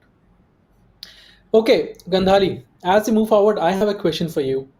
Have you ever made a mistake and thought of going back in time to fix it or undo it?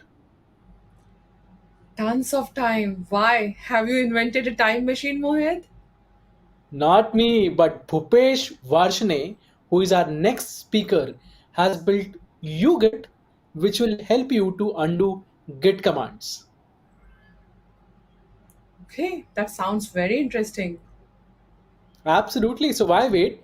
Let's go to our next session, Undo Git, Say What, with developer and tech writer Bhupesh Varshane. Bhupesh, take it away.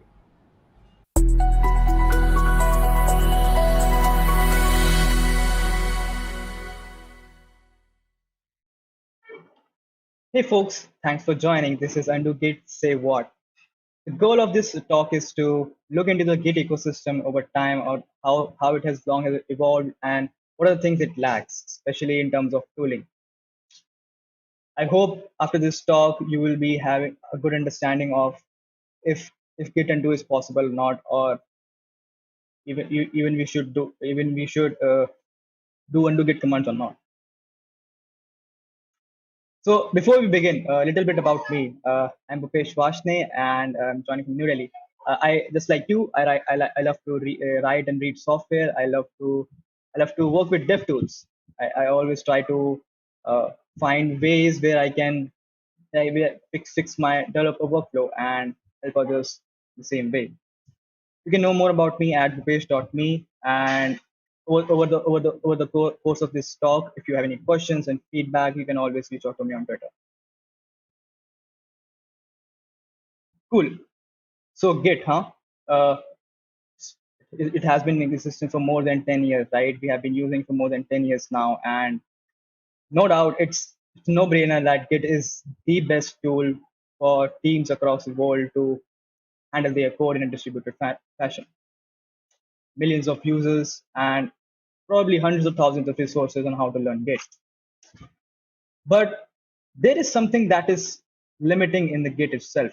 Since Git is a very big tool, there are chances that a lot of things will not work correctly. And one such thing is developer experience.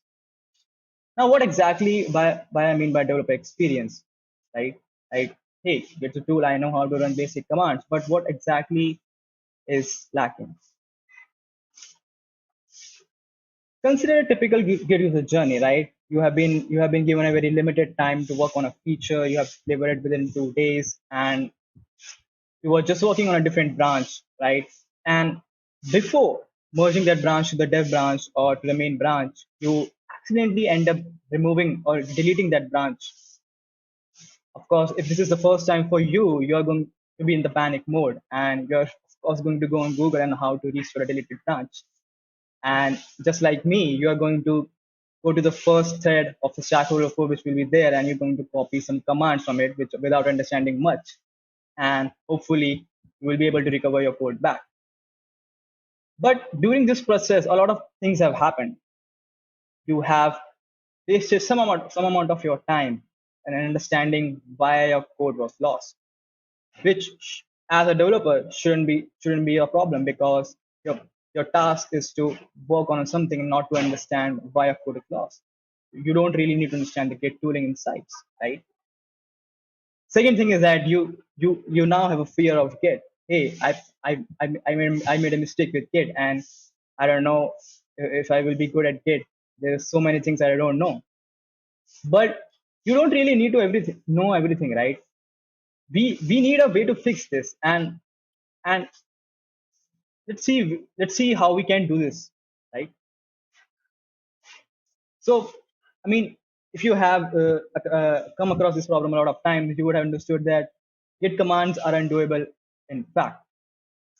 And since each Git command is like an algorithm in itself, you can run some commands which will reverse the nature of the commands which you previously ran. We will see how this actually works when we discuss the undo Git concepts. Of course, there are some gotchas which we'll be discussing on how this thing might fail in future.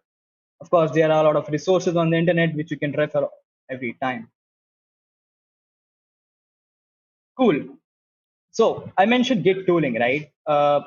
There are a lot of things which we mentioned, which we need to fix. Say, for example, Git diffs, right?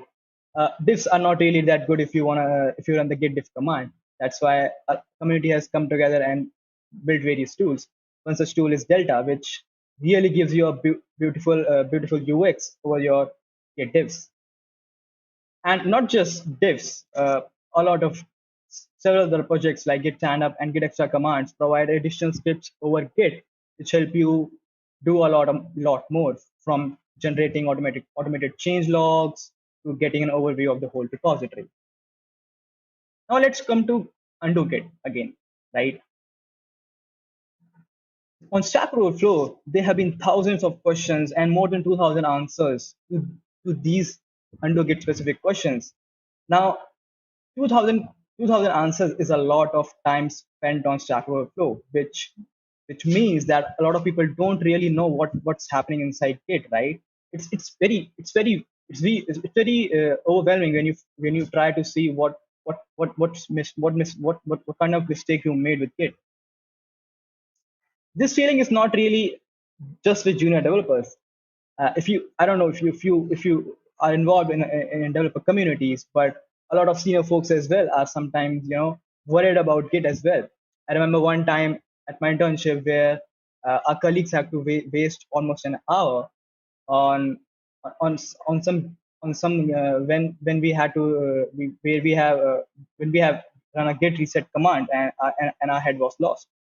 Our code was lost and we were not able to recover it, and no one in the team who knew what exactly was happening. So there's a lot of developer time wasted, and we were not able to ship a feature at night. And ultimately, you don't really need to know every single thing. You don't need to be a Git guru. At the end of the day, you just need to deliver features, right? So running and understanding basic things is just enough. The pain points should be either handled by Git itself or other tools, which we will discuss on how we can do that.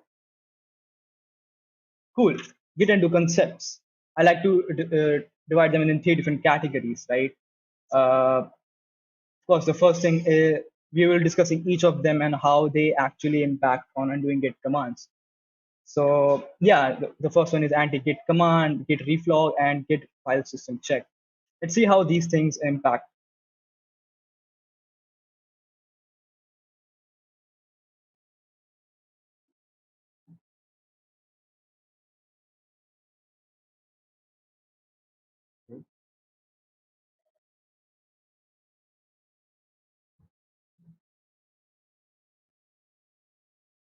Cool.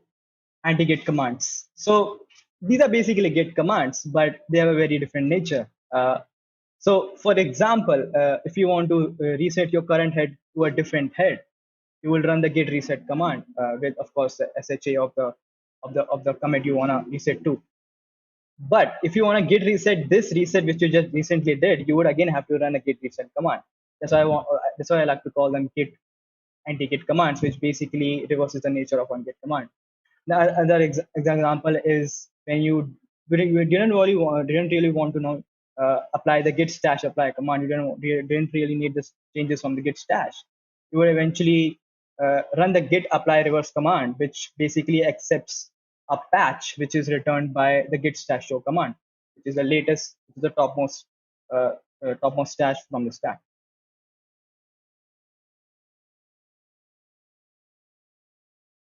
Git reflog. Sometimes refer to as git reference flogs. I like to call this as git log plus command, which provides a lot of different very cool things.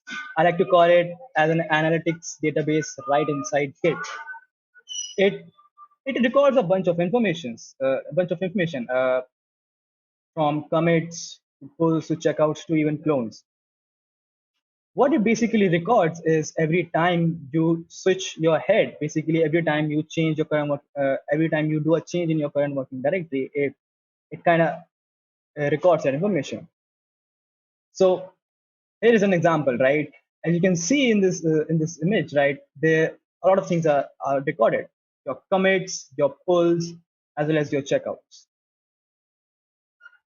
Each of the recorded piece of information here can help us go back in time and refer to that point on time and basically undo one specific item. We will see how this can be done later in the demo.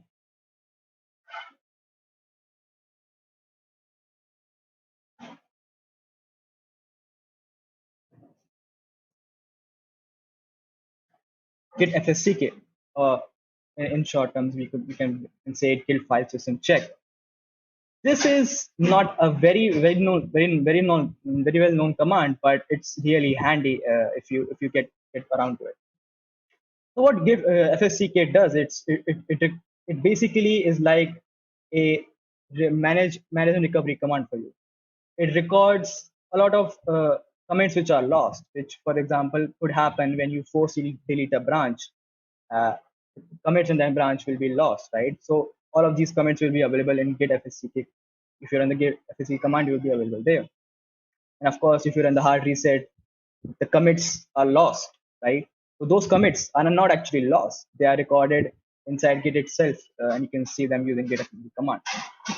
Of course, these things help us recover from mistakes which we don't want to commit, right? So of course, these things can be used to recover stash entry, and of course, if you delete a git tag accidentally. So everything can be done. What's the holdup, Bhupesh? Why? What's the point of this talk? Of course, there are some gotchas, right? Not everything is rose. Something is cons as well. So as it turns out, Git has a garbage collector, and it runs automatically from time to time, which basically means some things will, of course, be lost. This is configurable. So a lot of things can be configured inside the git config file as well. For example, reflog expire, and reachable. These are the things which are, for example, we talked about git reflog, right? It calls a bunch of information every time you commit and change your branches. So what happens is that after 90 days, this git command will run automatically at a particular timestamp, and it will clear out things which are not necessary. Now we don't want to do that because it could happen that we want to go back in time way before 90 days. But of course, this is configurable and it can be easily changed.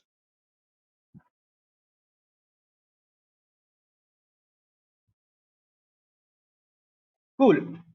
So I've spent some time with this problem, and it has occurred to me that this should be solved, right, as a problem. And I had built up a git undo, and basically I want to call it to git because since I realized there's a lot of problems it has, right? As we discussed, there are like thousands of answers with just undo git.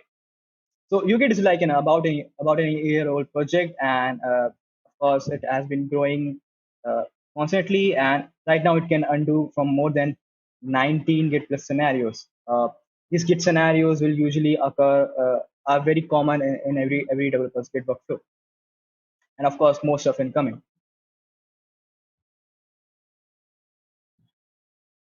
So yeah, I mean, let's see how actually UGit fits any developer workflows and how you can improve your Git game very quickly. Consider you have been asked to store a lot of proposals in a single Constellation repo, right? And at a current repo, we have two different proposals, which basically are just stores one string proposal. So let's create a new proposal, right? Let's call it proposal 3.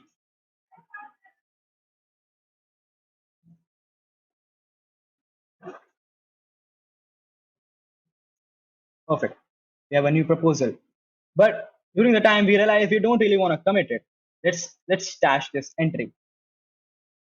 Maybe you want to work in different features, so let's stash it and save it to be worked in future. Let's add a commit, add a stash description, which basically says perfect. Now some time has passed, and we do wanna like apply this git stash again. So we run the git stash. Of course, there's a stash there, and we wanna pop this stash, right? Hey, we wanna work on this. As you can see, we have dropped the stash. So now so it doesn't exist in the git stash list command anymore. But what happens accidentally, we end up removing this proposal file altogether. Could happen from developer error as well. And this is the problem because when we git stash pop, the stash entry was lost. And hey, we have committed a mistake, right? Git stash list returns us nothing. So let's run UGit and see how we can get back that lost stash entry. As you can see, there are a bunch of options with git undo. You can, right? Let's see what are the things stash which are specific to stash. So we can see that there's one entry which can be reconfigured, which we get from the lost stash. So we add a message again, the same stash description, and that thing is again back to us. Let's run command, and hey, we have magically got back our git stash. So we can apply it, and there you have it. You have committed a mistake, and you were easily able to recover it from within few seconds.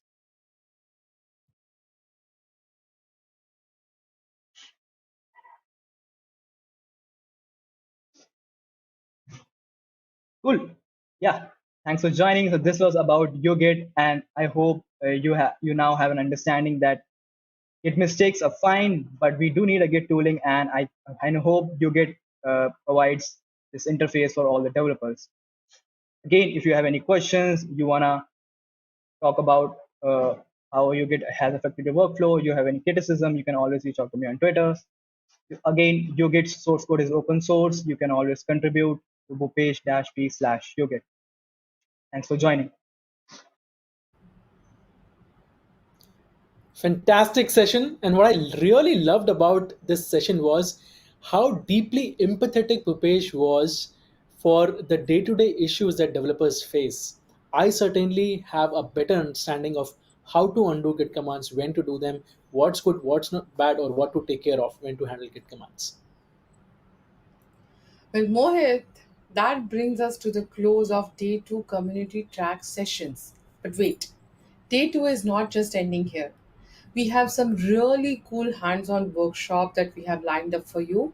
And for more information and joining these workshops, please visit githubconstellation.com.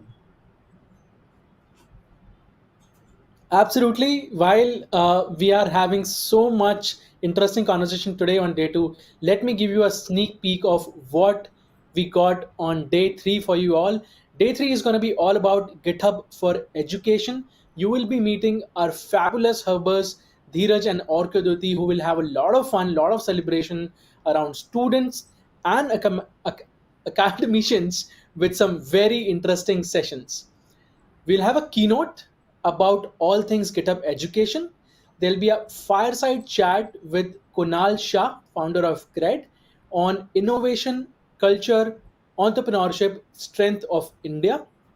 There'll be a series of panel discussion. First one on future of hiring with bootcamp and industry leaders. Second on where we deep dive on the creator economy and its impact on modern education, and a series of spotlight sessions and workshops for students and educators. Juice it out, just absorb as much as possible. Day 3 is going to be a rocking day for the entire education community out there. Thanks a lot for joining us. We had amaze fun with you all. It was an absolute pleasure to host you all today. Enjoy the rest of the day too with the workshops and other sessions. With this, these were your hosts, Gandhali and Mohit, signing off. Bye.